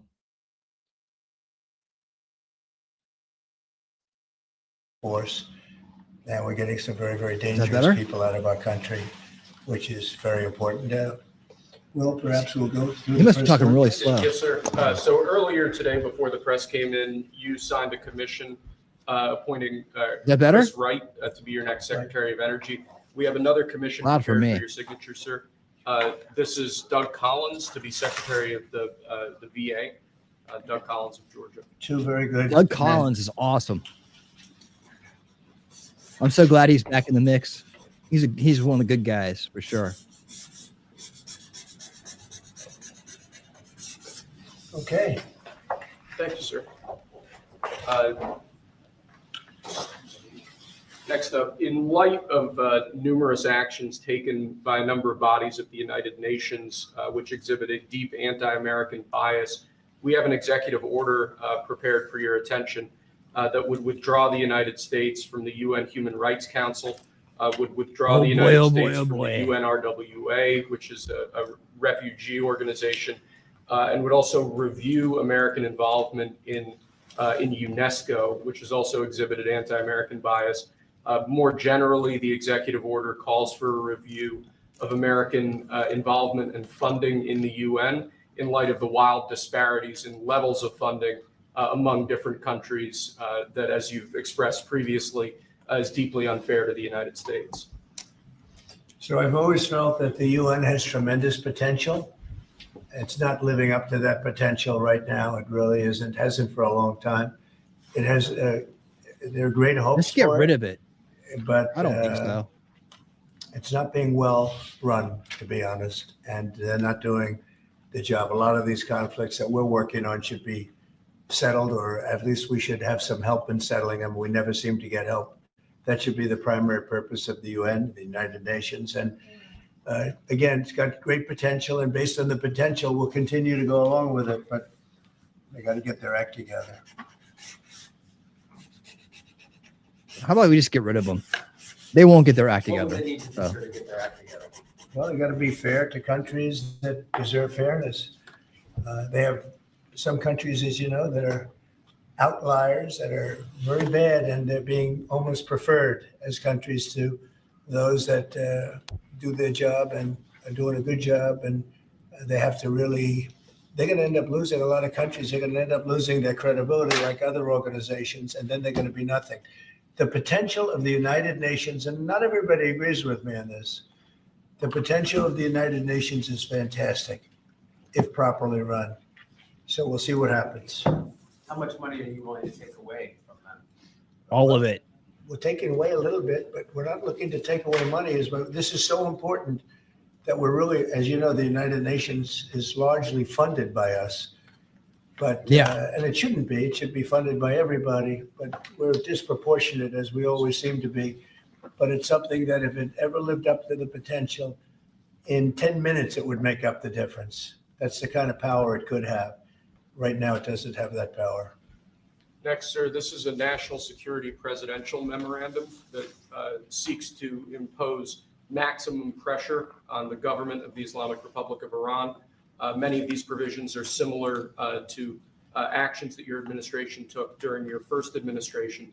The basic idea here is to have every department and agency, or many departments and agencies in your government attempt to sanction and control Iranian activities, particularly relating to the Iranian nuclear program and the Iranian export of terrorism through support of various proxy groups abroad. And the intent here is to give you all of the possible tools to, I'd say, engage with the Iranian government to ensure that going forward, they're less of a malign actor on the world stage. So this is one that I'm torn about. Everybody wants me to sign it. I'll do that. It's very tough on Iran. It's what we had before. We would have never had the problem. You would have never had October 7th. We would have never had the problem had the election gone the different way, which it should have.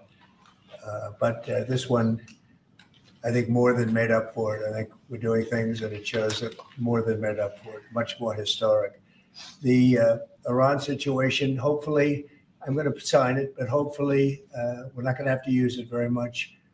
We will see whether or not we can arrange or work out a deal that's with the truth, Iran. Daisy. And everybody can live together, and maybe that's possible, and maybe it's not possible. So I'm signing this. You wouldn't be doing it. I'm unhappy destroying to do us. it, but I really have not so much choice because we have to be strong and firm, and I hope that it's not going to have to be used in any great measure at all. It'd be great if we could have a Middle East and maybe a world at total peace. Right now, you don't have that. When I left, you had peace all over the world, and now you have the world is blowing up. As you know, Bibi is coming in to see me later. Others are coming in to see me. We'll see what we can do. But We do this? I'm signing this, and hopefully it will be a document which won't be very important. Will hardly have to be used. Okay, no, I don't think we can do it that way. Well, we're going to see. I mean, we're going to see. They cannot have a nuclear weapon. With me, it's very simple. Iran cannot have a nuclear weapon. We don't want to be tough on Iran. We don't want to be tough on anybody, but they just can't have a nuclear weapon. Mr. President, are you going to engage in conversations with your counterpart in Iran? I would. Do you want to block the sale of Iranian oil to other nations? Well, we have the right to do that, and that's what I did before. And they had no money. They wouldn't have had the money for Hamas or Hezbollah or anybody else. I just it could have been solved. This thing, it's just, if things went the way they should have, this would have been over long ago. But it's not over. How close do you think Iran is to developing nuclear weapons? I think they're close. I think they're close. They're too close. But again, you could go back 4 years. I would have said they would have had it during this intervening period. But they're pretty close, Peter. And why is Iran happy to sign it if it's Iran and their proxies who have threatened to retaliate against you and your team by killing you guys for taking out so long? Well, they haven't done that. And That would be a terrible thing for them to do, not because of me. If they did that, they would be obliterated. That'd be the end. I've left instructions. If they do it, they get obliterated. Look it up, There won't Rumble. be Look it anything up. We're left. counting on you.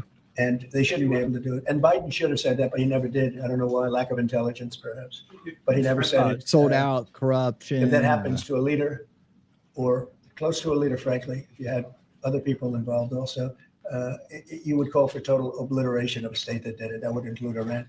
So I'm signing this, and it's a very powerful document, but hopefully we're not going to have to use it. Mr. President, if the Prime Minister today were to ask your help in striking at Iran's nuclear facilities to prevent the kind of progress towards a nuclear weapon, would you give him the green light? Would you, either to do it himself or for the U.S. to participate with him? I don't know that that's what he's going to be asking for. I have no idea that it is. You're telling me.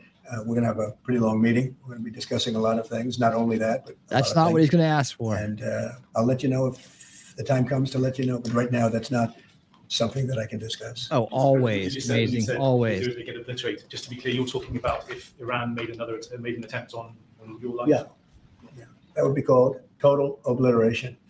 And I can't imagine they do that.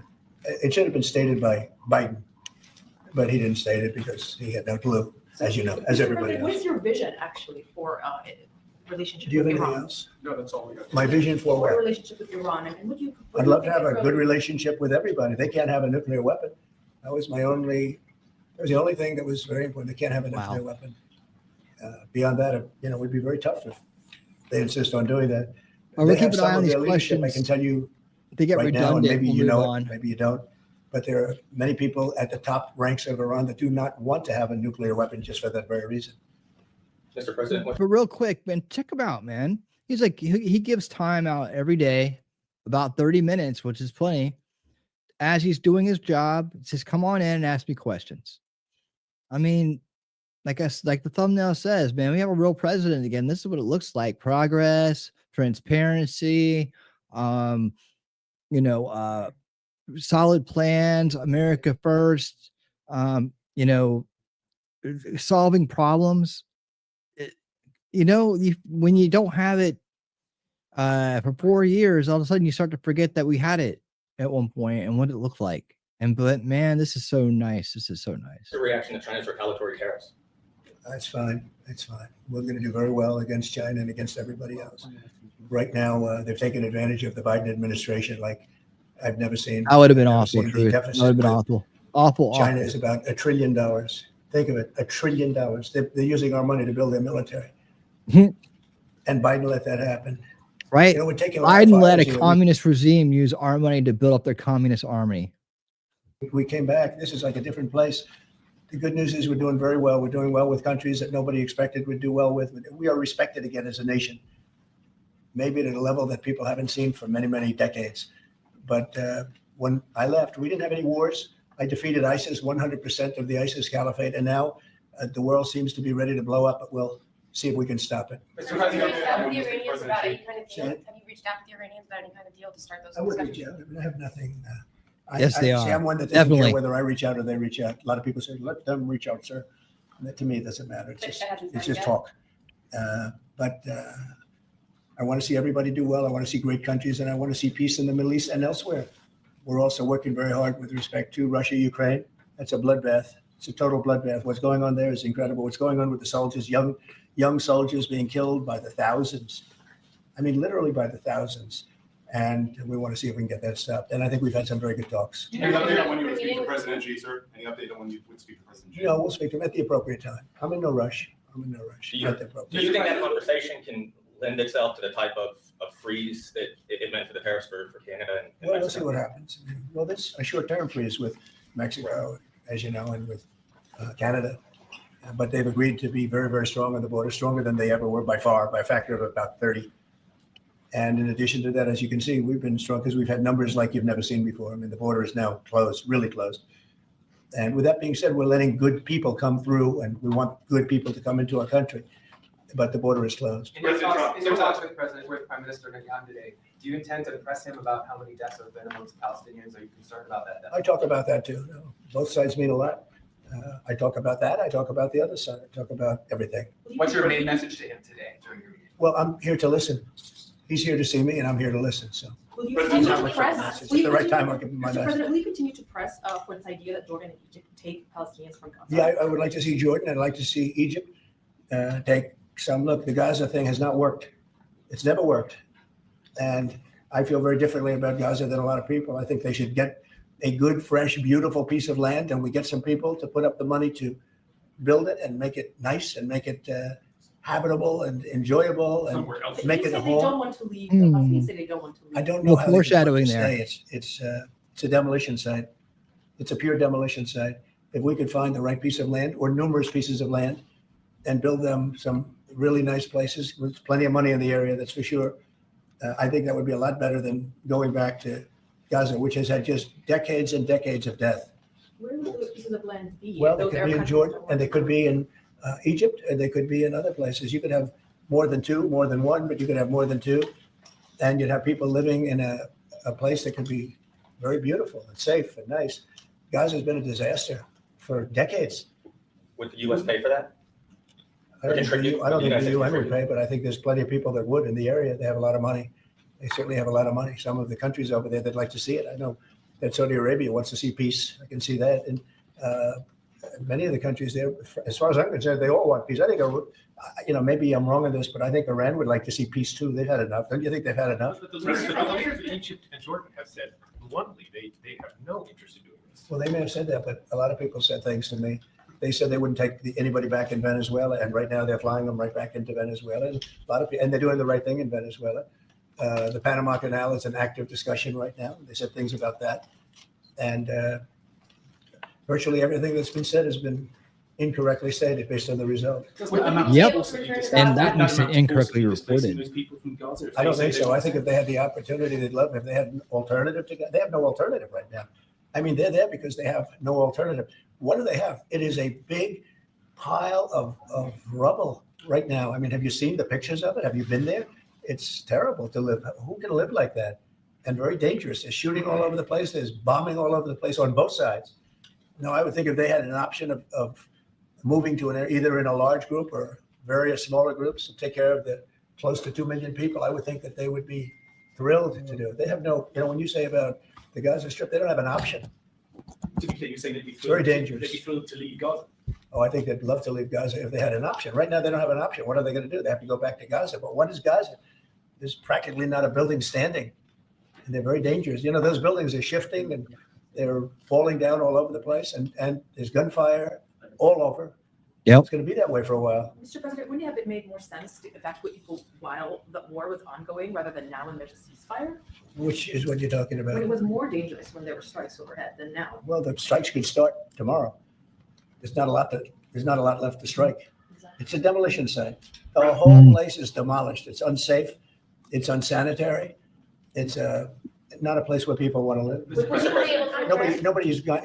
They have no alternative but to go back. If we gave them an alternative of living in a beautiful open place with some, nice quarters there, nice housing of sorts, and we have the money in the Middle East to build. Is that right? Israelis actually moving back and creating set up buildings. Not necessarily. No, I just support cleaning it up and doing something with it. But it's failed for many decades. And somebody will be sitting here in 10 years or 20 years from now, and they'll be going through the same stuff, the wars. And they've had civilizations on Gaza, many civilizations on Gaza, and they're buried in the sand. Secretary, It doesn't seem to work. On Elon Musk, thank you, sir. On Elon Musk, how often are you talking to him? And have there been ideas that he's brought to you that you said, oh, no, wait a minute, this is going a little too far? Well, many ideas, but look, he's done a great job. Look at all the fraud that he's found in this USAID. It's a disaster. What the people, radical left lunatics, they have things that nobody would have even believed. The whole thing with 100 million spent on what? Yep. Money going to all sorts of groups that shouldn't deserve to get any money. With the money, I'd like to see what the kickbacks are. How much money has been kicked back? Who would spend that kind of money? Right? I Some want of to the see things that you too. read about it, I read about it, and I see every night on the news. And every morning Bondi's when I read on the it. papers. Who would spend money for that? I would say this: the people that got all that money, are they kicking it back to the people that gave it from government? Oh, hell yeah, No, they that's, are. to me, very, very corrupt. The real question is Ooh. how much of a kickback has there been? And one of the things I want to investigate $1's too rapidly, much. because I've never seen anything to this extent.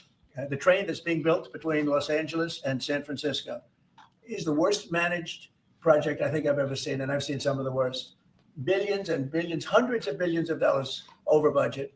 In fact, I read where you could take every single person that was going to go on the train and get the finest limousine service in the world and take them back and forth with limousines, and you'd have hundreds of billions of dollars left over. This is the worst thing, and we're going to start an investigation of that because it's not possible. I built for a living, and I built on time, on budget.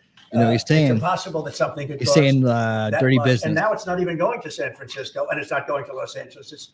They made it much shorter. So now it's at little places way away from San Francisco and way away from Los Angeles. No, we're going to start a big investigation on that because I've never seen anything like it. Nobody has ever seen anything like it. The worst Nobody overruns has. that there have ever been in the history of our country. And it wasn't even Good necessary. I Lord. would have said, you That's don't buy it. You take an airplane. big It costs you $2. It costs statement. you nothing. You take an airplane. But this got started. And if you have to, you drive. And it's You going on drive. in California. What a They surprise. have hundreds of billions Surprise, of dollars. of cost surprise, overruns. surprise. And it's not even the same project. It's much shorter. It's way outside of San Francisco and way It's the outside short of Los train. Angeles. So we're going to be looking into Who's going that. to investigate that? Is that Doge who's going to investigate the train? No, I'm doing that myself. Some of these Doge engineers that Elon Musk has helping him are as young as 19 years That's old. good. They're very smart, though, Peter. They're like you. They're very smart people. Thank you. Has he met any of these guys? No, I haven't seen them. They work actually out of the White House. They're smart people. Unlike what they do in the control towers, where we need smart people, we should use some of them in the control towers where we were putting people that were actually intellectually deficient. That was one of the qualifications, is you could be intellectually deficient. No, we need smart people. Some are young and some are not young. Some are not young at all, but they found great things. Look at the list of things. Maybe I'll do it tomorrow. I'll read off a list of 15 or 20 things that they found inside of the USAID. Oh boy. It has to be Oh corrupt. boy. Nobody could approve that. They could We'll only do that on approve that if they were Thursday. getting kickbacks. I can't wait to hear him read that. Millions of dollars. And it sounds like you're going to wind down USAID. It sounds like it. I mean, I think so. Yeah. So when that happens, which part of the government? Well, I will be can see responsible Marco for paying? Rubio being in charge, State Department, because they're giving money to, I mean, some Which of the is money what is happened. well spent, I guess, but much of it is really fraudulent. And on the education department, why nominate Linda McMahon to be the education department secretary if you're going to get rid of the education department? Because I told Linda, I hope you do a great job and put Sunset yourself it. out of a job. I want her to put herself out of a job, education department. Sunset So we're it. ranked number 40 out of 40 schools, right? We're ranked number 1 in cost per pupil. So we spend more per pupil than any other country in the world. And we're ranked at the bottom of the list. We're ranked very badly. That's pathetic. And what I want to do is let That's the future generations right there suffering. That's abuse. states run schools. I believe strongly in school choice. But in addition to that, I want the states to run schools. And I want Linda to put herself out of a job. So do you think that's something you can do with an executive order, or you I'd think like to be you're able going to to do have Congress it. do I'd like to be able to look. If I could give the schools back to Iowa and Idaho and Indiana and all these places that run properly, there's many of them. I think so. If you look at the list, That's where we can step. That's where we can step in our states and get Norway, better. believe it or not, China's doing Preventative very measure well on that list, education a list of well-educated, where they run their school system well. You have a lot of countries, not surprising names. I think that if you moved our schools into some of these states that are really well-run states, they would be as good as Denmark and Norway and Sweden and some of the other states. And then you'd have the laggards, and you know who they are. I don't have to go to it, but you'd have the laggards, the same laggards that are laggards with everything else, including crime. But even them, you'll break it into systems. As an example, if you went to New York, you go to Westchester County, you go to Dutchess County, you go to Suffolk and Long Island and Nassau and Long Island. You have maybe 6 or 7 locations, and you have New York City, which would include the 5 boroughs. And I think even that would run much better than it does right now. Same thing with Los Angeles or California. You'd have Riverside. You'd break it up into 6 or 7, but most of them would be states, and you'd have one. Like in Iowa, you give it to the state of Iowa. You give it to the state of Indiana. You give it. These are really well-run states. They don't have debt. They don't have problems. They don't have any crimes, relatively speaking, to speak of. And you would have education that would be the equivalent of Norway and Denmark and various other places that are at the top of the list. So we're at the bottom of the list, and we're the most expensive. We're at the top of the list when it comes to cost per pupil. We spend more money per pupil than any other nation in the world, and yet we're rated number 40. The last ratings came out, you saw them. So they talk about 40 countries. We're rated number 40. And I say that if we did this, we would go 20, 30 notches up. We could do great. And we would have some of the best districts in the world. But are you looking to do that with an executive order, sir? Or We see it. I hope we Well, see there are it some soon, people that man. say I could. I think I'd work with Congress. I think we'd have to work with the teachers. So I hope I can have a Teachers conversation union is with the only someone one about that's that opposed to soon. it. Nobody else would want to hold it back. Look, we have to tell the teachers union, we're rated last in the world in education of the top 40. We're rated that. We were 38. Now we're 40. We went to 39. We went to 40. We're 37, but we're at 40 now. The thing just came out. That's under Biden. Remember that. Secretary Rubio announced a deal this week that would allow potentially American citizens for criminals to be put in a different country. Is that something you're looking to do? No, I didn't know that he announced that yet, but he did. It's fine. Yeah, we have hardened criminals, horrible people. You see him pushing people into subways. The train is coming. Last week, guy walking around, just sees somebody waiting for the train. Train's coming 40 miles an hour, and he gets pushed into the subway. And that happens all the time. These are sick people. If we could get them out of our country, we have other countries that would take them. They could. It's no different than a prison system, except it would be a lot less expensive, and it would be a great deterrent. Send them to other countries. If we could go a step further, in other words, we're talking about getting the criminals out of our country that come in through other countries illegally, right? The illegal migrants, as I call them. Well, we have people that are just as bad as them in our country. If we could get them out, I'd be very happy. Salvador said that he wanted you to pay a fee for that. Would you pay that? Well, it's a very small fee compared to what we pay to private prisons. But under what? And a very, very small fee. I don't know. We'll have to find that out legally. I'm just saying, if we had the legal right to do it, I would do it in a heartbeat. I don't know if we do or not. We're looking at that right now. But we could make deals where we'd get these animals out of our country. And you know, if you take the shooters, the people that hit old ladies in the back of the head with a baseball bat when they're not looking and walk down the street, the people that you see it, the people that take out a gun and shoot you for no reason at all.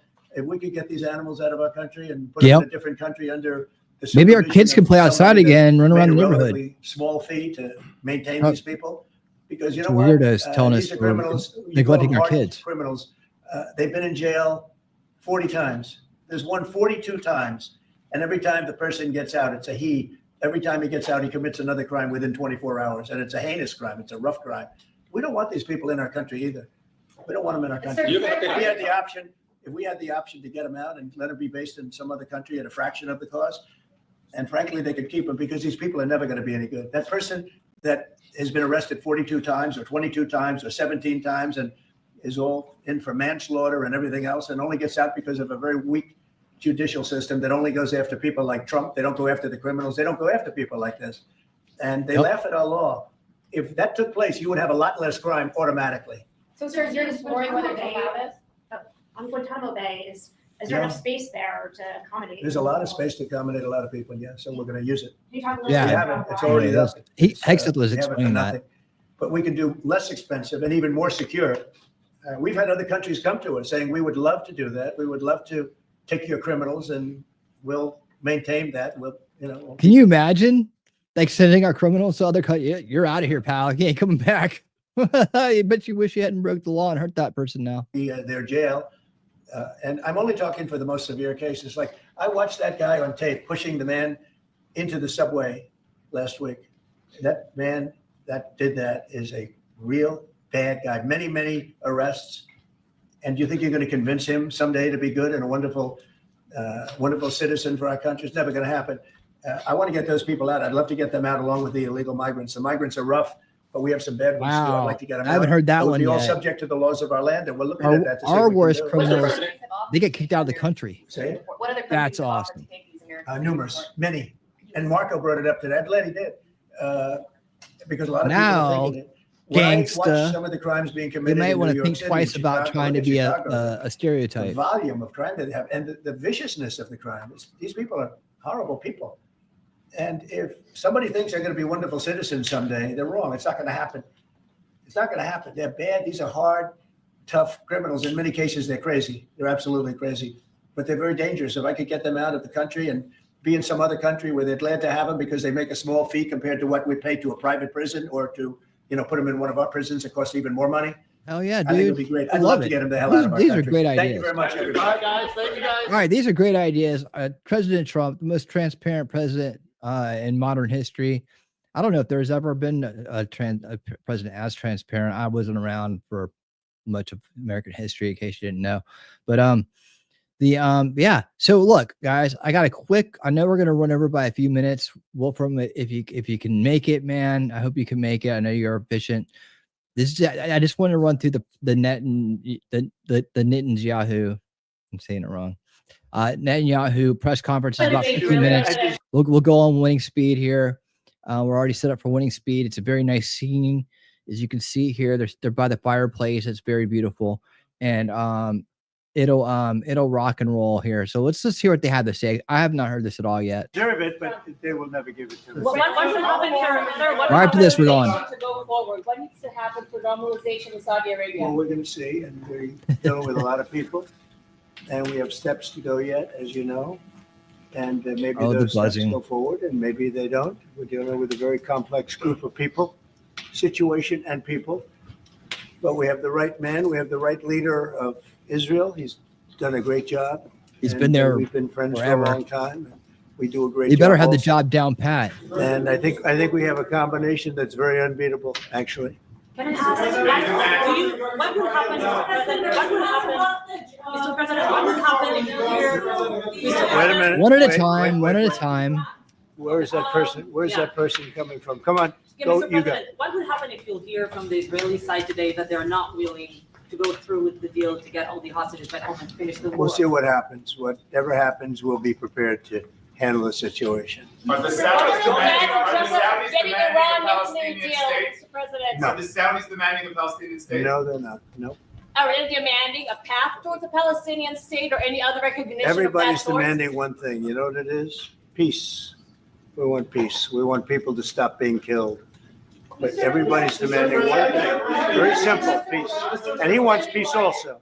Mr. President, do you think it's politically possible in Israel to get this deal done until the end?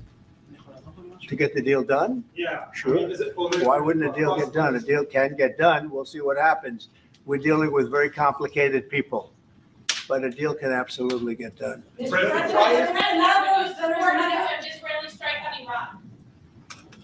see what happens. President Trump, I want Prime Minister Netanyahu.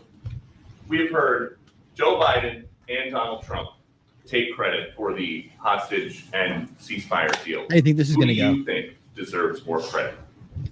I think President Trump added great force and powerful leadership to this effort. I appreciate it. He sent a very good emissary. He's helped it along.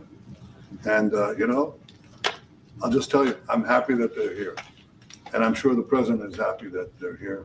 And I would think that's about enough. Mr. Prime Minister, what about Elizabeth Turkov, the Israeli hostage held in Iraq? What about the Israeli press taking a press conference in Israel, not in Washington? We would love to take a press conference to interview you, Prime Minister Netanyahu. A few more questions. Prime Minister Netanyahu, do you support going forward with this deal and getting all the hostages out? I support getting all the hostages out and meeting all our war goals that include destroying Hamas's military and governing capabilities and making sure that Gaza never poses a threat to Israel again. Are you willing? All three. Are you willing to those things go together? Are you willing? Can you promise to the families that you do everything to get the hostages out? I think that I should talk to One President at a Trump. time. So Okay. I'll ask, do you agree with Trump's vision of getting all the hostages back home, even if it means to end the war? Well, I'm not sure that you articulated correctly what the president's vision is. He can speak for himself. He does that very, very well. I have my own views, 3 goals, not 1, not 2, 3 goals, and I will meet all 3 goals. I think the president can help enormously. He brings fresh thinking. Any address to the fact that terrorists who murdered hundreds of people released their home as the part of the deal? It's a horrible thing. We can't forget it. I'll never forget it, and you can't forget it. And some people want to put it out of their memory, but we're not going to ever let that happen. It was a horrible day, October 7th. That was a horrible period of time. And a lot of people like to pretend it didn't happen. It happened. It's a big group of people that like to pretend it didn't happen, like the Holocaust didn't happen. Same mindset. No, we're going to get this thing wrapped up, and we're going to get it done. We're also dealing, I think, very successfully with Russia, Ukraine. We're going to hopefully get that one done at some point in the not too distant future. That's a complex problem also, but we solve problems. When I left, we had no problem. There was no Ukraine and Russia fighting. There was no October 7th. There was nothing. And some very poor leadership led to a lot of problems and a lot of death. And it's a shame, but we'll put it out. We'll put out the fires. We have a lot of fires, but we'll put them out. Mr. President, why is Israel support the Palestinian state like the peace plan you presented in January 2020? Is this plan still on the table? Well, a lot of plans change with time, and a lot of death has occurred since I left and now came back. This death occurred not while I was here, but while somebody else was here. It shouldn't have happened. They shouldn't have allowed it to happen. It would have never happened. And that includes Russia, Ukraine would have never happened. Not even a little bit. I gotta ask a question here. On the right, the statue back here, boy, don't you think that like some alien people are gonna go, like there's a alien face in the background? It looks like a Klingon kind of with the head, right? Of course, there's the Martin Luther King bust that they all said that Trump got rid of, but this looks like a Klingon over here. So I'm waiting for some alien grifter to come up with that one. But not even a chance. But now we are faced with a situation that's different, in some ways better and in some ways worse. But we're faced with a very complex and difficult situation, but we'll solve the problem. Refugees get from Gaza, out of Gaza, if not Jordan, Egypt, what other countries you think might accept Palestinians from Gaza? Well, I think Jordan and Egypt will. I know they've spoken about it with you, and they say they're not going to accept. I say they will. But I think other countries will accept also. I think that Gaza maybe is a demolition site right now. If you look at Gaza, it's all, I mean, there's hardly a building standing, and the ones that are going to collapse. I'm sorry. You can't live in Gaza right now. And I think we need another location. I think it should be a location that's going to make people happy. You look over the decades, it's all death in Gaza. This has been happening for years. It's all death. If we can get a beautiful area to resettle people permanently in nice homes and where they can be happy and not be shot, not be killed, not be knifed to death like what's happening in Gaza. And right now you have in Gaza a very dangerous situation in terms of explosives all over the place, in terms of tunnels that nobody knows who's in the tunnel. The whole thing is a mess. And I think that if we can resettle, and I believe we can do it in areas where the leaders currently say no. I mean, I've been saying that with Mexico, having to do with the border and all of the things. And you saw what happened, 10,000 soldiers, and they're going to do a good job. I really believe that. And I believe Canada is going to do a good job also. And they said the same thing. And then they did something much different than what you were hearing. This is a very, very difficult situation, but we're going to get it solved. I don't think people should be going back to Gaza. I think that Gaza has been very unlucky for them. They've lived like hell. They lived like you're living in hell. Gaza is not a place for people to be living. And the only reason they want to go back, and I believe this strongly, is because they have no alternative. What's the alternative? Go where? There's no other alternative. If they had an alternative, they'd much rather not go back to Gaza and live in a beautiful alternative that's safe. Mr. President,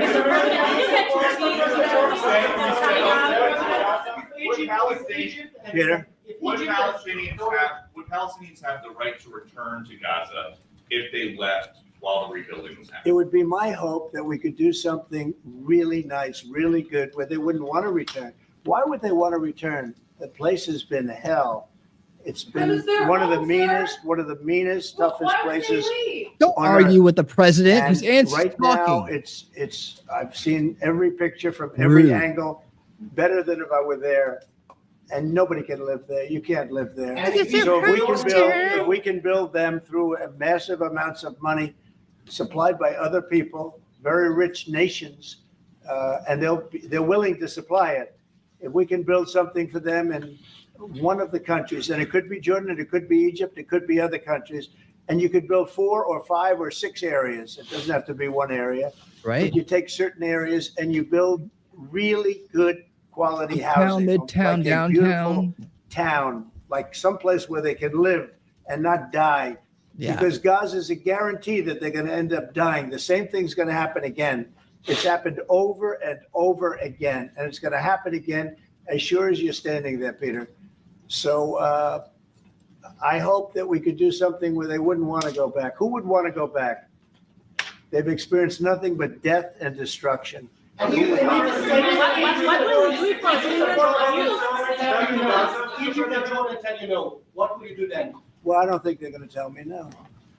Mr. President, I don't think they're going to. What will you do for it? I think they're going to tell Biden no, and I think they're going to tell other people no. I So don't you think it will happen at the end? I think this. Real quick, Rumble, we're all counting on you, man. Hit the thumbs up. That gets us out in the algorithm. We need you. And if you haven't yet, please consider following the channel. We're almost at 620, man. We're on our way to 1,000. You can be part of the amazing crew that gets us there. Thank you so much, Rumble. Thank you, thank you, thank you. There's a good chance. Yeah. How I'd like to many see that. people are you thinking about? All of them. I mean, we're talking All of about them. probably 1,000,007 people, 1,000,007, maybe 1,000,008. But I think all of them. I think they'll be resettled in areas where they can live a beautiful life and not be worried about dying every day. That'd be nice. Mr. President, Mr. President, do you support building settlements, Jewish settlements back in Gaza in the next years? Say it. Building settlements, Jewish settlements back in Gaza in the next year. Do you support this idea? I don't see it happening. It's too dangerous for people. Nobody can go there. It's too dangerous. Nobody wants to be there. Warriors don't want to be there. Soldiers don't want to be there. How can you have people go back? You're saying go back into Gaza now? The same thing's going to happen. It'll only be death. The best way to do it is you go out and you get beautiful open areas with the sunlight coming through. And No, you that's not build what I meant. something I nice. meant building Israeli They are not settlements going to back want in Gaza. to. They are not going to want to go back to Gaza. Prime Minister Netanyahu, what is your message to the families of the hostages that look at this deal, that are worried that this deal won't go through? What do you say to them at this moment? Same message I said from the beginning of the war. We'll get them out, get them back. We got over 70%, close to 75% of the people who everybody believed will not get out. We got them in successive deals. We're almost there. And most recently, with the help of President Trump, we're not going to give up on any of them, and we're not going to give up on our other war aims. Hamas is not going to be in Gaza, and we're going to get everyone back. And you would not have. Prime Minister, how optimistic are you about reaching phase 2 of the ceasefire? How optimistic are you about that happening? Well, we're going to try. That's one of the reasons, That's- one of the things we're going to talk that's- about here. That would be pretty optimistic. If I'm we- pretty if we- optimistic. You know, when Israel and the United States work together, and President Trump and I work together. Real leadership is in the house. Chances go up a lot. Yeah. It's when we don't work together, Israel and the United States don't work together, that creates problems. When the other side sees daylight between us and occasionally in the last few years, to put it mildly, they saw daylight. In other words, That is Biden supportive. failed, and that's When why we- she's out of we hand. cooperate, It's the right chances time are to good. quit once and for all. Say it. Now that Iran is so weak, isn't it the right time to hit their nuclear facilities once and for all? So you say Iran is so weak. I appreciate you saying that. They're not weak. They're very strong right now, and we're not going to allow them to have a nuclear weapon. It's very simple. You know, I signed a very strong proclamation. Iran was in big trouble when I left. They were broke. They didn't have money for Hamas. They didn't have any money for Hezbollah. You had no problem. October 7th could have never happened. When I left, October 7th could have never happened. And frankly, Russia and Ukraine, as I said, could never have happened. They became very strong, very fast. They sold massive amounts of oil to China and everybody else who would not buy the oil when I was president, because we said, don't buy the oil. And they became very rich very quickly. But they're not weak. They're not weak. We were They're weak. strong. We had- Doesn't mean they won't be weak. But you know what? We Weak just as don't want them to Biden. have a nuclear weapon. They can't have a nuclear So the weapon. Prime Minister, sorry, sir. Almost there, guys. The Prime Minister wants you to strike Iran. That's what he wants. You don't know what he wants. What do you know about anything? Go ahead. That option is on the table. Yes, President Trump, is that option on the table? You're not just talking about Jordan. No, could be other places too. There are many people that have reached out, many countries, many leaders of countries that have reached out that would like to participate in that. Doesn't have to be Jordan and Egypt, but I think it would be also them. Mr. President,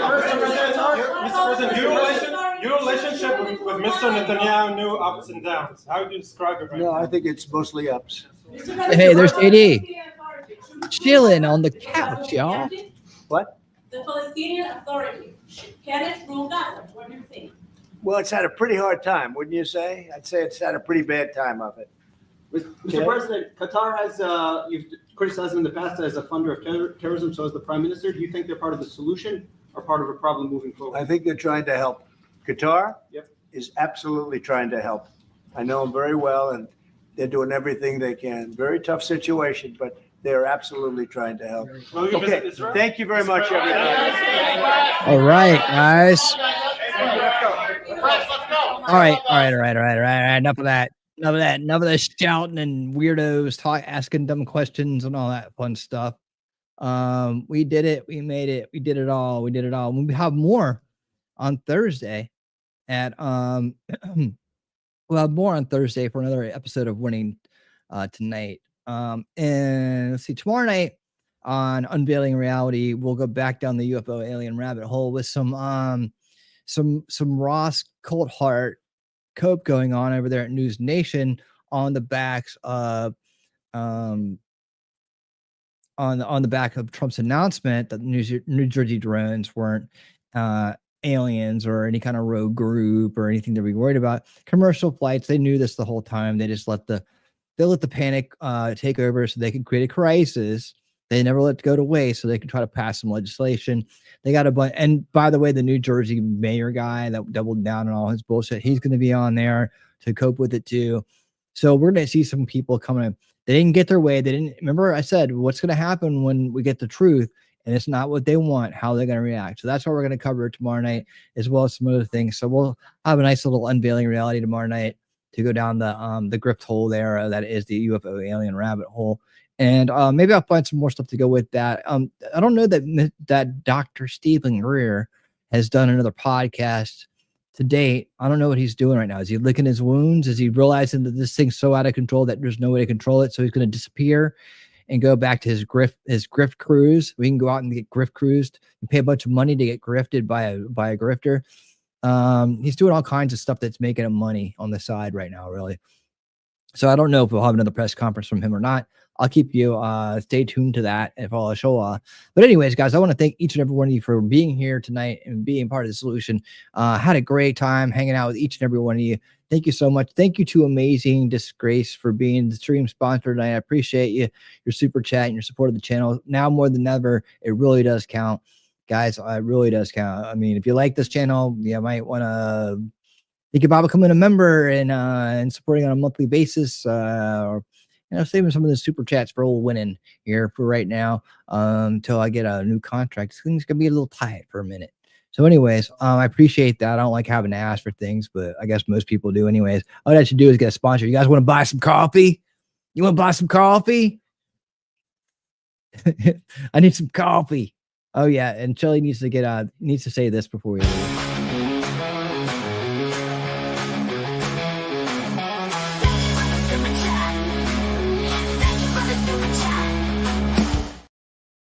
Thank you for the super chat. $5 super chat before we go. Thank you so much for that, Shelly. I appreciate it. Guys, I'm sending you over to Gary Franchi in the Next News Network. So stay tuned for that. That's where you'll be going over there. Tell him Winning said hello and to keep fighting the good fight as he always does. On Rumble, you're going over there as well. So I appreciate each and every one of you being here. Make sure if you haven't yet, subscribe over on Rumble, follow, hit the thumbs up over there on Rumble. And on YouTube, make sure you got the thumbs up before you leave and all that stuff. I'll see you guys tomorrow night at, what time do I do tomorrow night? Do I do tomorrow night at 8, 7 or 8? I can't remember. Hold on, let me just check this out. God darn right. What did I say? 8 o'clock. So 8 o'clock. Hey, what's up? Ozawi 13. What's up?